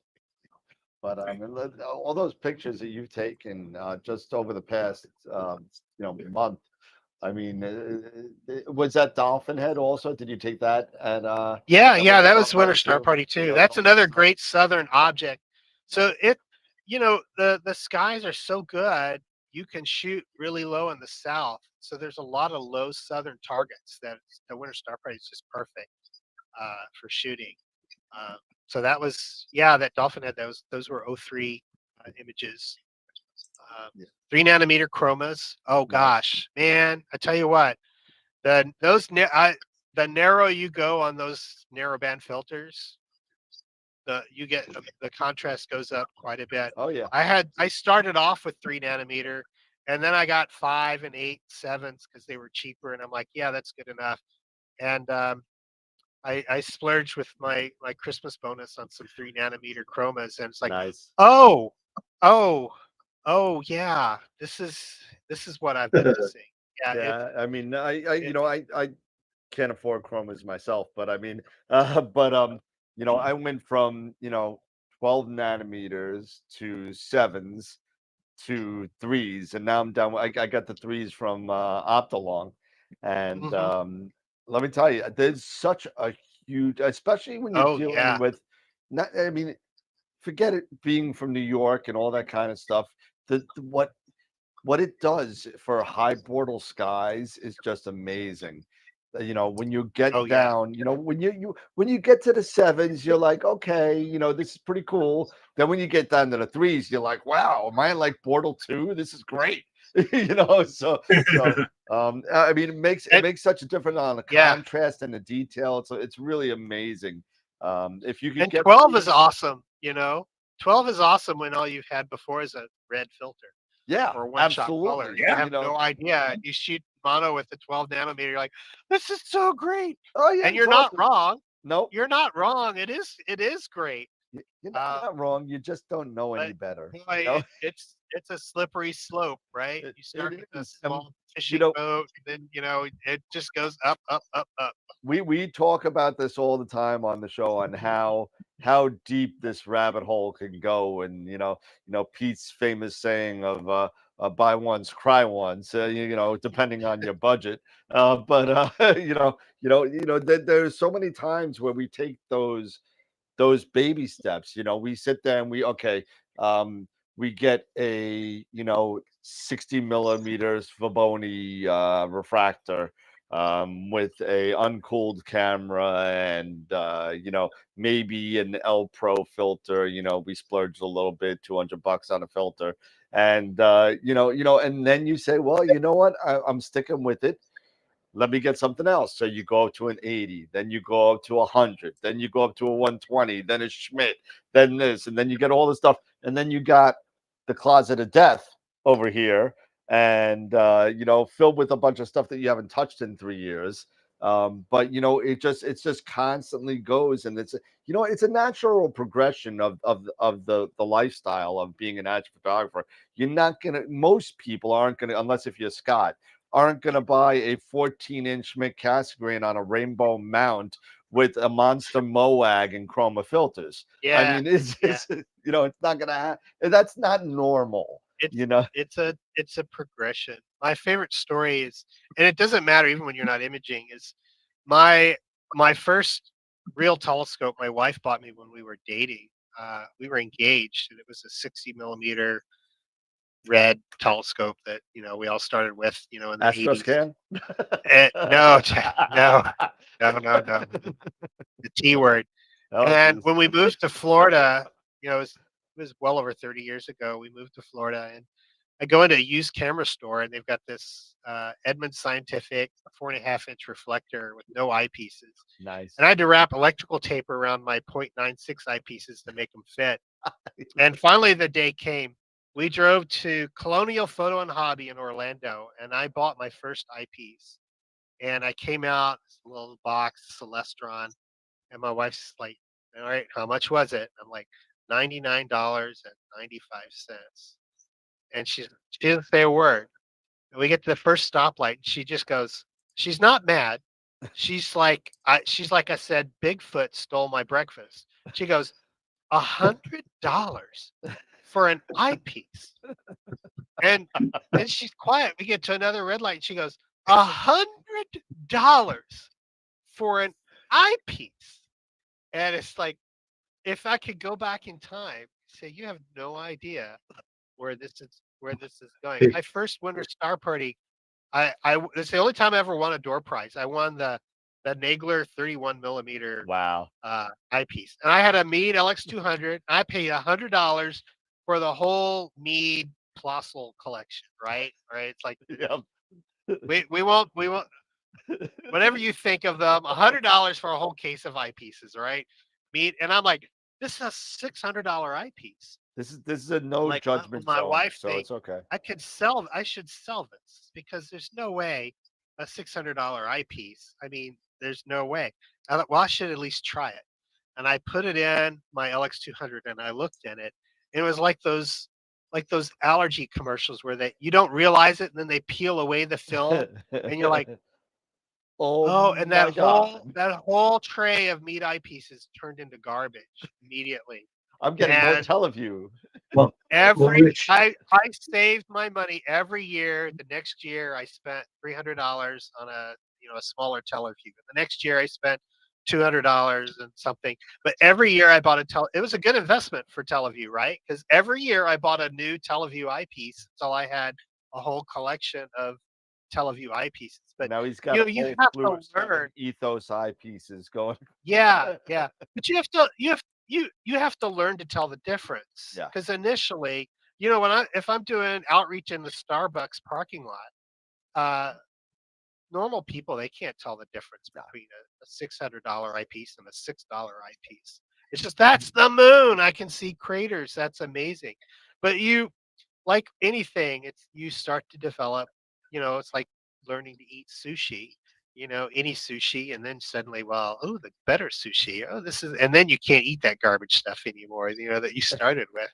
It's just, it's a growth. And of course, it costs money, more and more money. But- The more you, But you know, Rich, you have a mistress that you never take out anymore, and she's just oh no, thrown you're not going to talk everybody. about her, are you? She's the trophy wife that just stays in the closet, like Dan's got a closet of death. This is going to be the equivalent of what you got with your mistress. No. Yeah, I was at dinner the other day. Peter was talking to me early day about this. About one of my friends, like, how many telescopes do you have? Yep. I'm like, about a dozen. And he's like, all right, I'm ready. How many do you actually use? Like, actually, all of them. I do. I cycle through them for different things, except one. There's one I haven't taken out in a while, and she was my first. She was my first time. It's it's the Officina Stellare Riccardi Honda's RH200. Wow. And I tell you, when I bought that telescope, it was like being 16 and having a Ferrari. If you know, pardon the analogy, but I mean, it's like a chick magnet, only it wasn't chicks, it was other nerds. You know, if I show up at a star party with that telescope, everybody was like, "Oh, we have to go see that. It's f3, 8 inches f3." It was the most money I've ever spent on anything up till that time, you know, on myself, you know, to buy that. It was like, you know, I've got Paramount, and I've managed to get some nice cameras, and I've got this. I won't even say who it was. I got this crappy $300 telescope, and I said, you know, if I'm going to be a serious imager, I need to have some skin in the game, and I need to buy something myself that's really good quality. And so her name was Victoria, and my wife calls her that blankety blank Vicky, because I would spend the night with her in the backyard instead of coming to bed at a decent hour. And yeah, Peter was asking. I've become a bit of a refractor snob in my old age. I really like refractors, but I can't bring myself to get rid of the Veloce. So I still have it, and I think I need to order a part from Precise Parts, and I can actually put most of my cameras on it. Well, I need to get her out again. If you perhaps need some Precise Parts stuff, I mean, you're more than welcome to come through my bucket of Precise Parts adapters, and I may just have what you need. I have bought Ashley a lot of nice meals. We all have. Over the years, I have bought him a lot of nice meals. I'm quite sure. Yeah, I'm sure Dan can say the same thing. Hold on a second. Now, oh my gosh, yeah, I had my last main camera was the 16200 CCD. It was an FLI. Nice. Great camera, Yeah. great sensor. It still is a great sensor, holds its own as long as you don't mind exposing a little longer. Yep. But I had the adapters so that camera would go on everything. I could put it on the Veloce. I could put it on the back of any of my refractors. And then the CMOS thing happened, and I've got the Player One. The Player One will go on almost all my scopes now. It will go on all of my scopes except for the Veloce. I need one more adapter to put it on the Veloce, and then I'm gonna get her out and take a picture and send it to Peter just to get him off my back. Nice. You know what we'll do, Rich? When we get together, I took when we Victoria get out. together, Yeah, we did some narrowband all night. Made my wife jealous. Nice. when we get together, we'll bring them both out. I'll bring mine out. We'll put them side by side. Nice. That's what we'll do. Nice. That'd so be great. Mitch, I got a couple More questions for you. Okay, sure. Yeah. one question I have is when you're at the Winter Star Party and you're not guiding, you're doing these very short exposures and everything. How many targets did you maybe perhaps do over the course of a night? Were you able to go around and do multiple targets because you're doing such short exposures? Say at a Carina, that one was maybe what, less than an hour, Yeah, and you yeah. got such a great So result there. yeah, so here's the thing that um, we're to the point where the the noise sources that matter are all falling away to the point to where shot noise limited. Shot noise is basically the noise from the pitter patter of photons arriving from a faint object. So when you take a dim, a common misunderstanding with like a DSLR or SLR, you crank up the ISO and it's a noisy image, and they're like, well, it's noisy because of electronic noise from the ISO. No, when you crank up the ISO, it shortens the exposure, and it's noisy because there's less light. So less light, the noise because of a faint target um, is called shot noise. And we can't make Eta Carina any brighter than it is. Eta Carina is a bright object. That's why I got away with that. And Omega Centauri is a bright object. That's why I got away with that. But if you need to go deep on an object for 4 hours, you still need to go deep on an object for 4 hours. Whether you're taking 1 minute exposures or 4 1 hour exposures, you still need that. Now, the difference in quantum efficiency um, with the new things, that's only like, we're only talking like 10%. So, okay, well, maybe you can do it in 3.5 hours, but it's not going to enable you to go 45 minutes on a target and go as deep as you could with 6 hours Yeah. on the target. Mhm.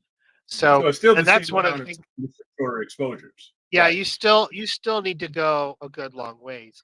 Now, the algorithms are getting better too on how you get the noise out of the images. And so, a properly calibrated image with a little bit of noise is easy to clean up. And it's also easy to make it look really good on a computer monitor that's being broadcast over the internet, very small. But if you pixel peep some of those images, you're like, oh yeah, he needs to go a little longer. Uh, the Centaurus A galaxy needed a little more time. Omega Centauri, bright object. I did like half an hour on that. That's all you need. That's all you freaking need on Omega Centauri. You do not need to go for 3 hours on that target. But that's a factor of the target. It's a bright object.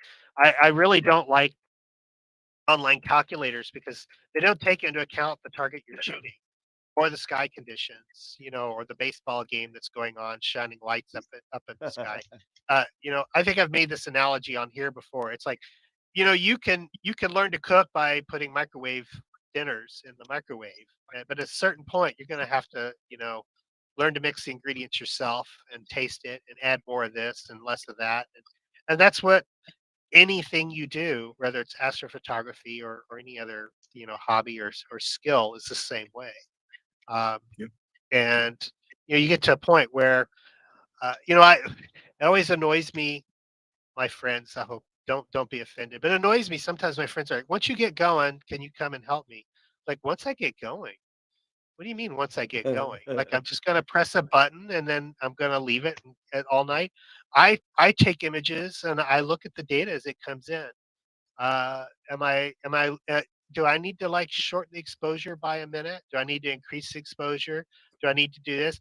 And once I get going, okay, I'm going, and then I monitor it and I see how things are going. And that's when it gets fun. I like to watch the data come. Everybody doesn't like to do that. I want automation. I want to press a button and go to bed. Well, why don't you just download the image? Sorry. No, no, there's still more to it. There's plenty of processing that needs to get done and all that. Yeah, yeah. You know. There's nothing wrong with that. There are people who love to eat venison, and there are people who love to hunt, and there's some people like to hunt but don't eat it. Some people who like to hunt and eat it. It's the same Yep. way. I like to set up the gear. When I first got started, I liked doing the image processing better because I'm better at software, and I hated setting up the gear. All the wires and the cables and everything's got to be right, and I didn't like it at all. But at a certain point, the balance shifted, and I got good enough at setting up a mount and getting polar aligned to where I started enjoying that, and that became a challenge. How fast can I get set up? How can I tweak this to get more out of it? How can I change things? Um, anyway, yeah, I like to get the data as well as to process it. How did we get off on this target? I don't know. You still need to go deep. You still need to go deep to get good quality data. Yeah, you still need to go deep. You can get away with short It's all about the surface brightness. Yeah, it's Yeah. all about how bright the target is. And one thing you got to be careful for with the Sky X Professional, I can get good results with 10 seconds, but sometimes a whole bunch of and I've got computer power, right? And I got space. I can do 10,000 10-second exposures. But the problem is it takes 10 seconds to download the image and display it because of gobbledygook. Because it was written when people were using CCDs and nobody was doing 10-second exposures. So that's called duty cycle. So what's the duty cycle of the software you're using? So I mean, if you're going to do, first time I ran into this, I was doing a side by side down here about a year ago, maybe it's 2 years ago, and I had a CCD and a CMOS. I was shooting the same target, and I was doing short exposures. So I was doing the experiment. Can I do like 30 seconds with a CCD and 30 seconds with the CMOS and shoot for 4 hours? Well, after 4 hours, I had 3.5 hours worth of CMOS data, and I had, an hour and 90 minutes, like maybe 2 hours of CCD. CCD data, because Download speed. not just the software was taking too long to display the image, but the camera took too long to download the image as well.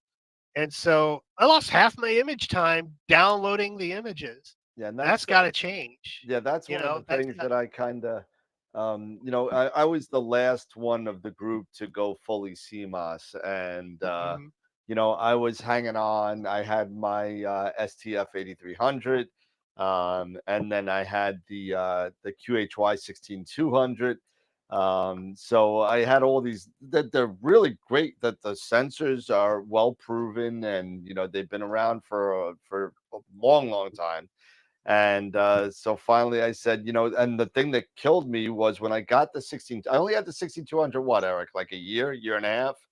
And one of the main things with that, even though the images I got out of it were great, it took, I think it was 17 seconds to download a 1-minute photo. And I'm like, 17 seconds every shot. And if you're all night, you are missing out. And I said, you know what? My skies stink so bad as it is. I can't afford to be doing, spending half my night downloading. And forget about doing like a 3-point polar alignment or doing the sharp cap polar alignment. Forget it. It's like, you by the time you get the results of the polar alignment arc, it's already moved. You're 17 seconds behind or 19 seconds behind. It's just horrible. So even though that they're great cameras, and if you have pristine skies, go for it. But if you're in a situation like I am with a Bortle 8, 9, 10, 12, whatever sky I'm at now, it's so important. Your time is so crucial because it's so bad in in the light polluted skies of New York, Los Angeles, or if you're you're in the UAE, I mean it gets really, really bad. Yeah, for sure. All right. All right. So what any other questions out there? No, you know what? In all fairness, I do like. I mean, I used to do live streams all the time with my imaging, and when I was doing the Heart Nebula back about 3 years ago, I was doing live streams and getting a lot of people to come in and do it. But I like seeing the images come in. But once I feel comfortable that the night's going well, within a couple hours, it's time to go to take a nap or go to bed. Go to bed. Yeah. Watch the Islander game. Do whatever you got. Have a drink with your wife, your significant other, whatever, and just hang out and then go to bed. And then after a couple times, and again, we talk about the natural progression of the lifestyle of doing this. If you sit there and first time you start the meridian flip, you're outside, you're like, oh my God, I don't want it to smash into The anything. cable's there. Yeah, something's gonna yeah. go on. And then, at the end of the night, oh my God, is my scope gonna park if I go to bed? So you get up at like the butt crack of dawn and just to make sure it goes. But once you get it past that initial anxiety, it's like, all right, it's gonna work. It's not a problem. I'm gonna go start my telescope. I'm going to go to a nice, dinner with my significant other somewhere while this is imaging. Or I'm going to, like what I do is I teach astrophotography in somebody else's house, and I'm imaging at my house, and I'm showing them pictures that I'm taking halfway across the island at the same time I'm teaching them. So it's kind of cool. Yeah. I guess part of the reason I do it the way I do it is I'm probably doing a product review, or I'm working on the software, or I'm doing some experiment where I'm trying something, different, like like the short exposures. Okay, I need to take a 5-minute exposure, and then I need to take 5 1-minute exposures, and then I need to take a bunch of, and then I'll stack them all and I'll compare them, and I'm doing that while I'm imaging a lot of times. So I have a remote setup.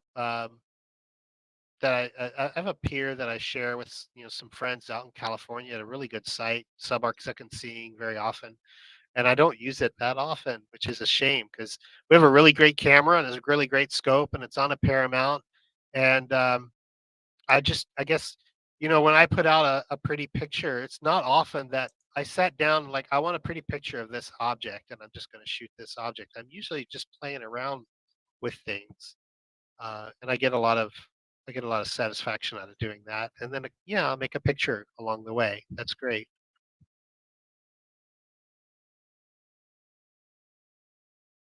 All right. Let's see. So everyone's talking about what they do when they're imaging pretty much in the chat. Here's what I like to do. Yep. Yeah.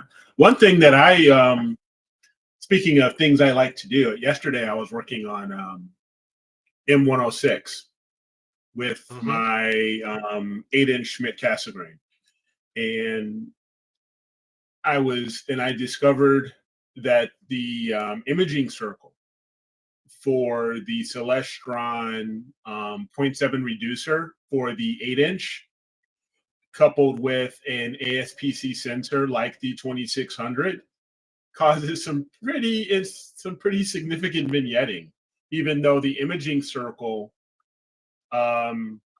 it's not supposed. They say it's the imaging circle with the reducer. It gets it down. It's around 26 millimeter, around that, whereas because the sensor is around 27 millimeter diagonal. But if you do at f10, if you're imaging at f10, you can use the full imaging circle. The imaging circle is around 35 millimeter. One thing. So that was one thing of those things. I'm like, really? No wonder, because here I am. I'm fumbling around trying to figure out what's going on. Why am I getting this vignetting? I'm thinking it's this. I'm thinking it's that, and it turns out I get on a couple websites and I discover, son of a gun, it's the freaking reducer. Yep. The one thing I want to use to help speed things up a little bit, and this is the cause of my issue. Reducers. They just here's how much light you get from the scope, and the reducer just squishes it down. But those dark edges, the dark edges are there anyway, but they're just brought in, along with everything else. So, or you can just use the 533 on it and have a day. I mean, well, use the 533, then I'm just fine. It was just unfortunately you miss out on the rest. You miss out on the oil, but I mean, you won't have the vignetting. But So what I ended up doing is, fortunately, before I got the 0.7 reducer, because it was on back order because of COVID and everything for so long, I was able to but I bought from Cloudy Nights the Lepus, the Optech Lepus, Yeah.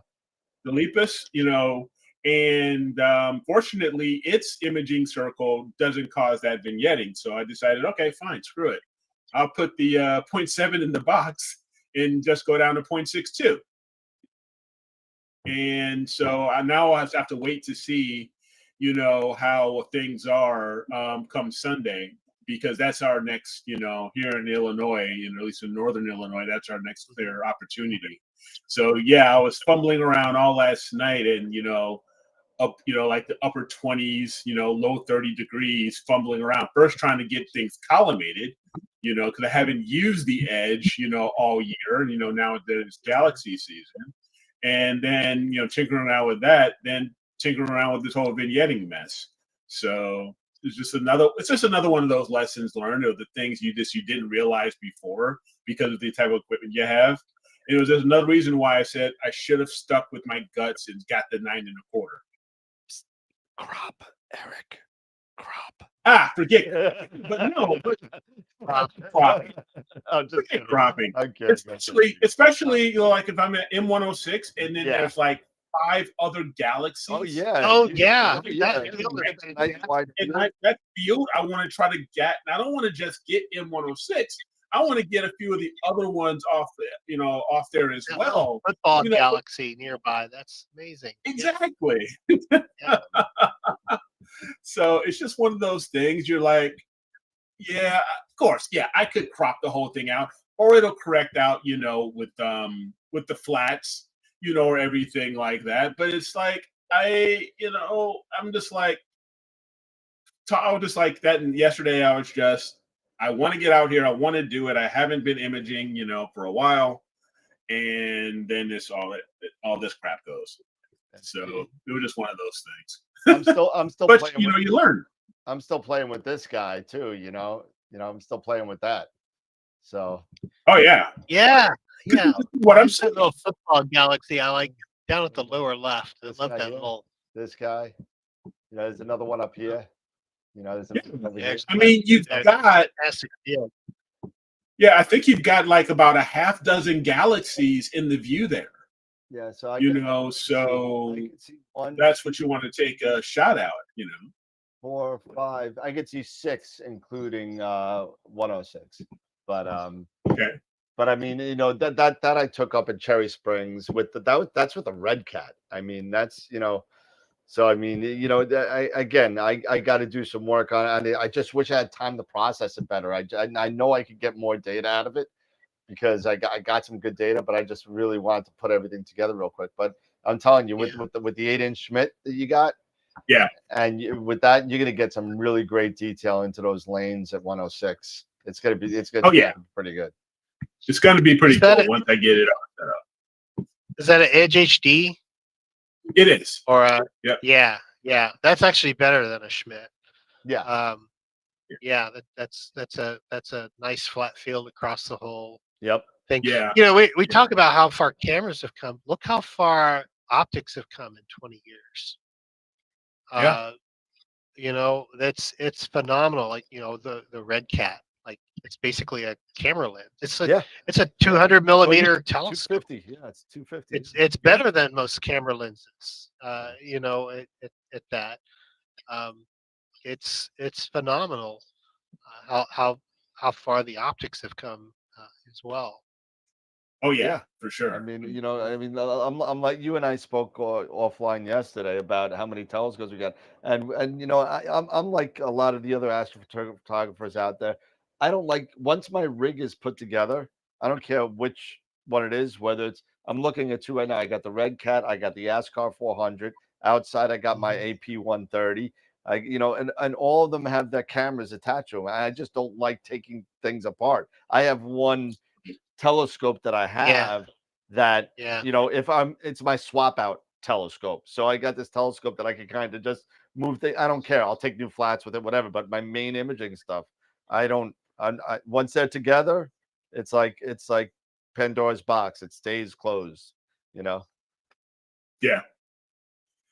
Yeah, no, I hear you. So yeah, that's something that's nice. But one good thing, at least for my setup, is that at least I've got the imaging train with the OAG, everything set up so that I can simply disconnect it, the entire imaging train from the reducer of the from the edge and put it right into the refractor, the FLT91. Just Yeah. screw it right in. Yeah. It doesn't, I don't have to change anything.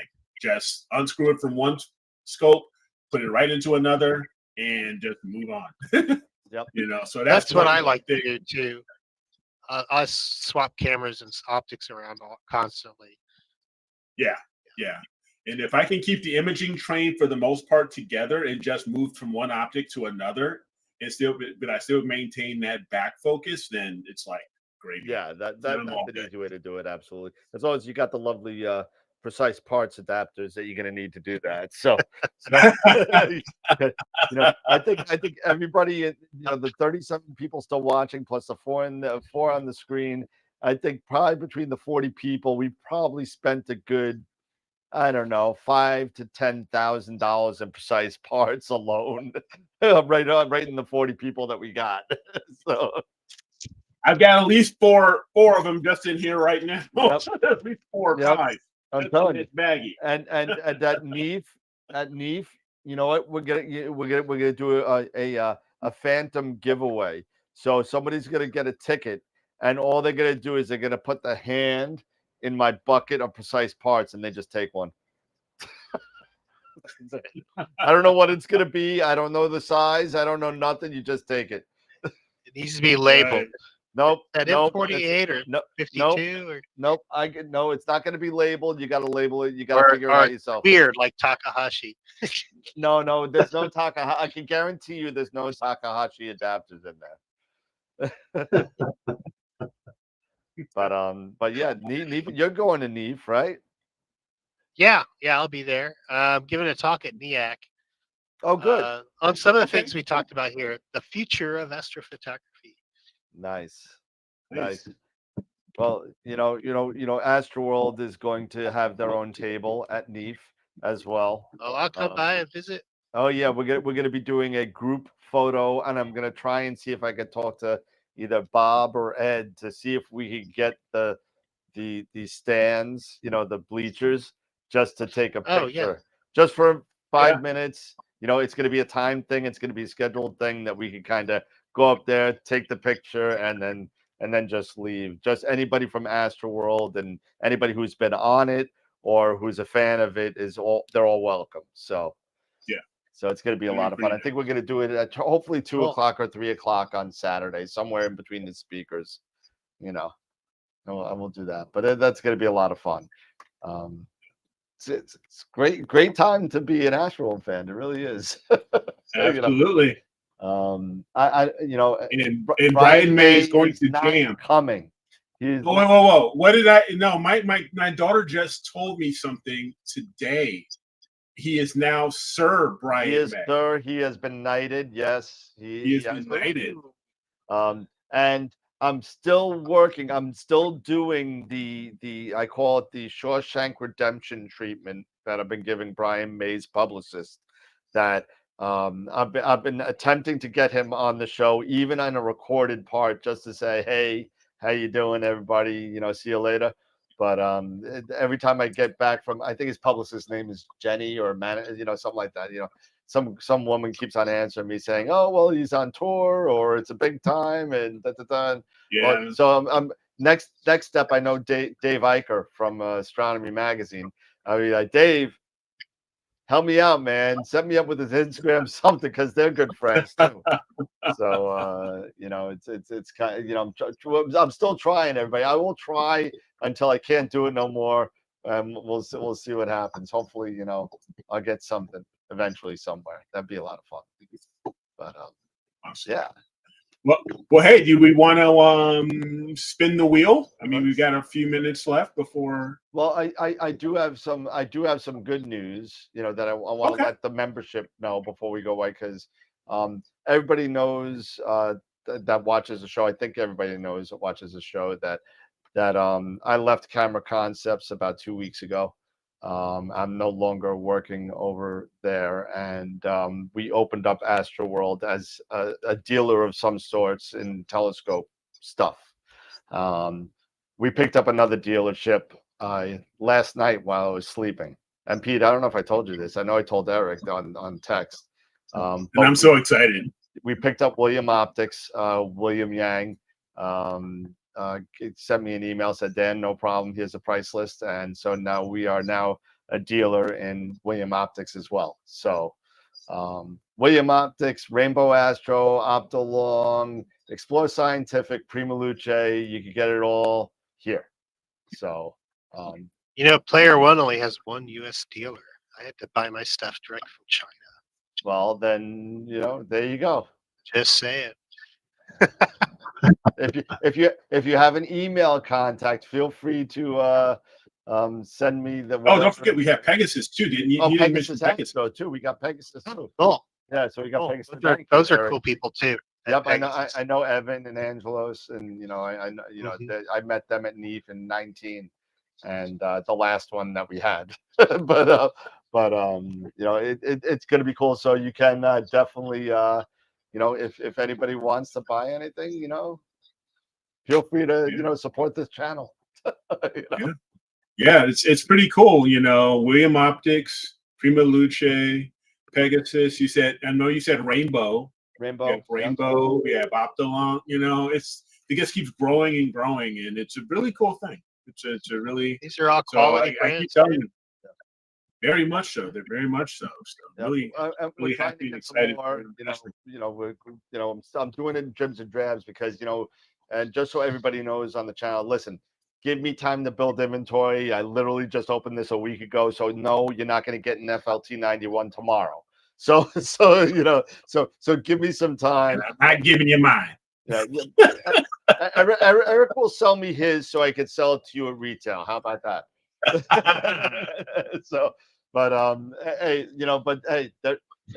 Until we make a buck or two, then we'll talk about discounts eventually. But maybe. Dan, what are you doing? But anyway, but we do. But anyway, yes, I've had 2 customers already. One purchased a pretty large Prima Luce, and I sold a Rainbow Astro RST 300 today. So with all the trimmings and everything. So Nice. Congrats. hey, well, Congrats. So we'll talk about the loyalty discounts eventually, Norman. But it's got to be in the continental U.S. You know what? We're gonna start sending out. We'll start sending out little coupon cards. Things will just punch like little punch cards. And if you buy like 10 products, then we'll give you a discount on the 11th. Oh, and the web. Oh, you get a free precise parts. There you Yeah, go. there you go. It's Something right out of the, It's like a Cracker Jack kind of thing. You just you never know what you're gonna get. Exactly. Pull one out, that's what you get, and it's not going to be any identification on it. Go get your calipers and figure it out. But but Absolutely. it's going to be a lot of fun. There'll be a lot more information, I'm sure, coming up towards NEAF. The website will be up, finished by the end of the month, I'm hoping. But right now we're just open to AstroWorld people and people that are hearing me now. It's just word of mouth, and if you want, you know how to get in contact with me, whether in Discord or phone or here. Just say email, anything. But the website will be open probably by the end of the month in case anybody's wondering. But other than that, that's it. So we do have a Woodland Hills giveaway that we have to do as well. And I just want to say about Picture of the Month. So Picture of the Month voting ends Friday for January. So go vote for Picture of the Month. Vote for Picture of the Week. We're going to be giving away a Picture of the Week, and not giving away, but we're going to be announcing the Picture of the Week and the Picture of the Month this Friday. Okay, so Picture of the Month for January and the Picture of the Week. We already have 111 votes for Picture of the Week, and for Picture of the Month, and it just got, it just hit over 100 yesterday. So Is AstroWorld Telescope's going to be a sponsor of AstroWorld TV? Yes, event. Yes, of course. so, Absolutely. there will be gift certificates given away by AstroWorld TV for AstroWorld. Yes. So there will, once we get the website up and running, that will happen. Absolutely. But there would definitely be some other benefits for being a member or Patreon member as well. So anyway, let's give away the $50 gift certificate. And let me see if I could get this up here. There we go. And you know what? And let's see if we could do this. Where is, how many is that? Did you say 114 or 134? 134. 134. Let's see if I can do this. And we'll move. And don't forget, if you want to have a chance at winning any of these, if you're new to the show, don't forget, do us a big favor, give us a thumbs up, give us a like if you're on Facebook, anything like that. And don't forget to go to astroworldweb.com and sign up for these giveaways. And you can, and I believe someone even asked, is this is this like a permanent thing as far as if you sign up, do you have to sign up, like once every year, or you just always signed up, anything like that? If you signed up once, or you always signed up. It's a permanent thing. However, I've had some things, and I'll even do it one better, but I've had some people that have signed up that don't respond to the email. Maybe they've just dropped off the face of the earth, don't do Astro anymore, whatever. That's fine. It goes back into the kitty and it gets spun at a next date sometimes. So I keep track of that. So if it doesn't, it's not like if somebody doesn't answer, then it gets put back in for the next winner. So don't be afraid of that. And for those of you that have been asking me about the Optolong giveaways that are going to be happening again this year, if you signed up for the first round, you don't have to sign up again. I already have all your email addresses saved. It will start off at whatever 120, 130 people we had at the Optolong giveaway. It'll start off there. That is all held internally by us. So again, same thing. If we don't give it away, it doesn't go into the closet of death. It goes into the next person. So if we have an L Pro, somebody wins, they don't answer after 2 or 3 times, then it goes back and we respin. So that's how that works. So, but for tonight, Farah and Woodland Hills has given us some cash to give away. So let's give away $50. How about that? All right. All right. So here we go. I see Amy Little's name running around here too. I see that,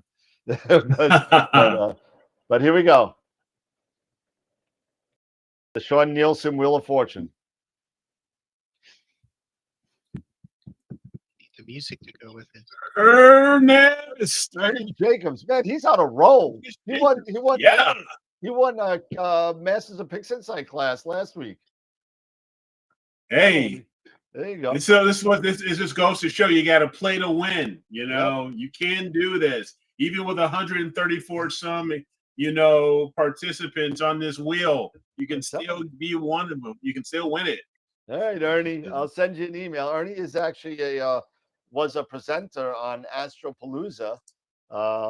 And speaking of which, Astropalooza is already going to happen for 2023. So I'm thinking the date's going to be December 9th. And just so everybody knows, the first person has already been booked for Astropalooza. I had to get way ahead of this. So the first person for Astropalooza that's a booked speaker for the show is Dylan O'Donnell. I was able to, me and Dylan have developed a little bit of a kind of I don't know, not a relationship, but we talk over Twitter, and back and forth. We kind of mess with each other a little bit, and finally, I said, "Listen, Dylan, it's 9 months away. Can you do it? It's going to be December 9th." He's like, "Yeah, that sounds like fun." I saw. You know what? If you start talking that you're going to start, shipping him like, beer or something, importing a beer. He'll do anything. Hey, you know what? I'm definitely trying to get some other people involved. I don't know if you know this, Rich. I don't know if you know what Astropalooza is. But we did a 10-hour show on December 12th of last year with I believe it was 15 presenters, including Dr. Sass, Charles Bracken, Molly Wakeling, Sean Nielsen, all of the masters of Pix Insight, Nico Carver, Amy Little. I mean, we had so many people on. Who was it? Wayne Parker from Skyshed Yeah, was Wayne. on Yeah. with Sean. And then Ernest Jacobs also did, and we had two people from Ashford, Ernest Jacobs and Josh Kovac, also did speakerships as well. And then it was an awesome day. It was long, and I felt like jumping off. I literally at the end, Adam at the Block end of was the on. show There were did a several. shot of whiskey at the end of the show on screen. I'm surprised we didn't get yelled at by YouTube, but literally I said, guys, here we go, done. Because I was on from 8 o'clock in the morning till about 11 o'clock at night, just getting everything done and rolling and stuff like that. Eric jumped on for most of the day. He jumped in at about 11 or so. Yeah. Well, I was watching the Army Navy game. Yeah. See. Pete started off the show, but he had to go play hockey. But it was a really great time. Yeah, it was a really great time. So it's backed by popular demand. So it's gonna happen. Cool. Well, probably some repeaters as far as the speakers is concerned. I know that Amy Little wanted to come back and talk about her observatory building experience because it'll be done by then. And it's gonna be a lot of fun again. I'm looking forward to doing it again. So. Oh, thanks, Mark. Appreciate that. What he said. What he said. He says, "Go Army." Oh. You know what? I thought Mark was a holdout. So we did a poll. We did a poll on said, if anybody would want Astropalooza to come back in 2023. And there was one person that said no. No. There was one person. We all thought it was you, Mark, just so you know. Yeah, we were like, why? You got to get that Astropalooza. But no, I'm so excited for Dylan to hop on. I've watched his videos. He's a great YouTube content provider. I've learned a lot from him, so I think it's going to be great. I think it'll be a lot of fun. Yeah. Oh, don't take it personally, Mark. I was making a joke. Yeah. But anyway, all right. So it's 11:02.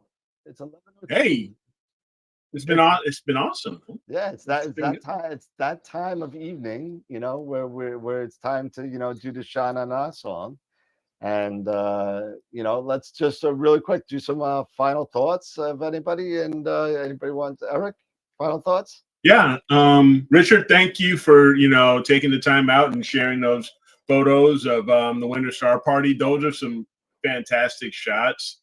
Really, really appreciate that, and it was a great talk. Love having you on here, and I'm looking forward to having you back on. Looking forward to meeting you in person in Neath. So really, really cool. So that'll be a lot of fun. Great. But again, thank you everybody for your participation and some awesome questions and having fun with us. So it's I just love coming on every Wednesday and Friday. So looking forward to catching up with everybody at the end of the week. So another great show. Awesome. Cool. Rich, any final thoughts on anything? It's clear here. I'm getting ready to image. I'm not doing anything with 20-mile-an-hour winds, so I'm not doing much of anything. Oh my. It's clear. It's wonderful outside. It's clear as a bell. But I almost got blown over walking out of my car. So Yeah, that does present a challenge. yeah. Yeah. I mean, I could probably image. I could image up to about 15 if I and that's really pushing it at 15 because I'm on up here as well at EQ8R, and I don't overload it too much. But I mean, I could probably do it, but 11 o'clock, and I got to work tomorrow. I just don't think I'm gonna even try. Yeah. Well, I had fun hanging out with you guys. It's always fun, and I look forward to seeing everybody at NEAF. So, And are you coming up for NEAC or just NEAF? Oh, I'll be. Me and Pete will be there for NEAC and NEAF. Okay. Yeah, and I'll just be there for me. So yeah, so we got to be there and set up the table. Yeah. All that Oh stuff. yeah. Oh yeah. Yeah.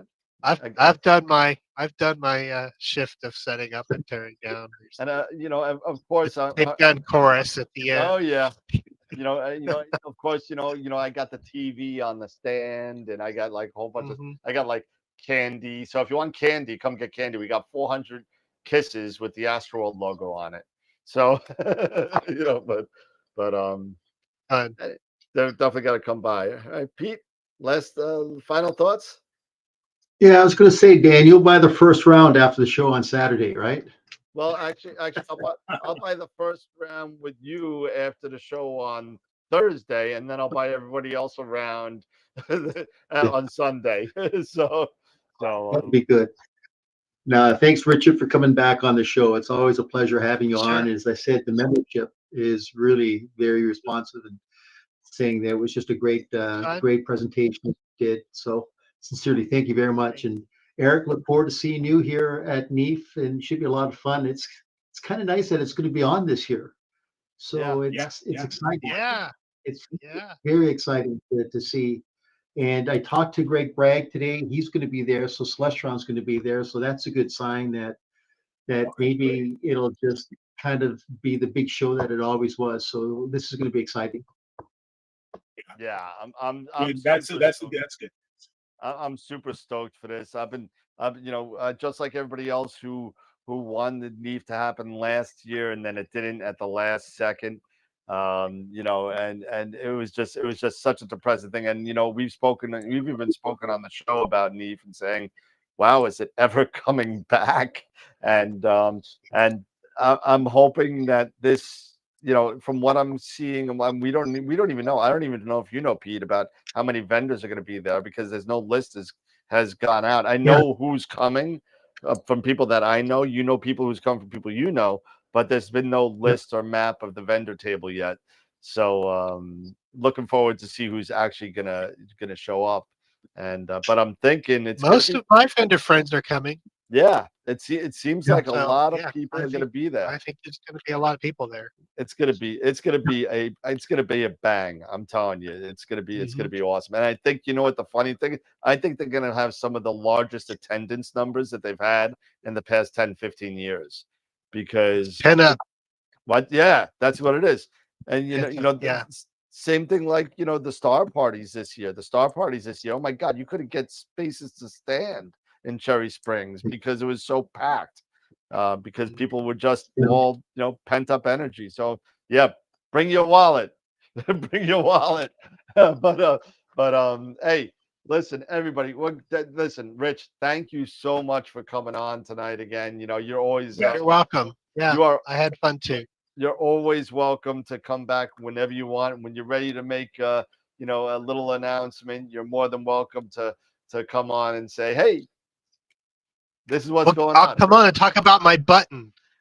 Right? Come on and talk about your button. Talk about my button.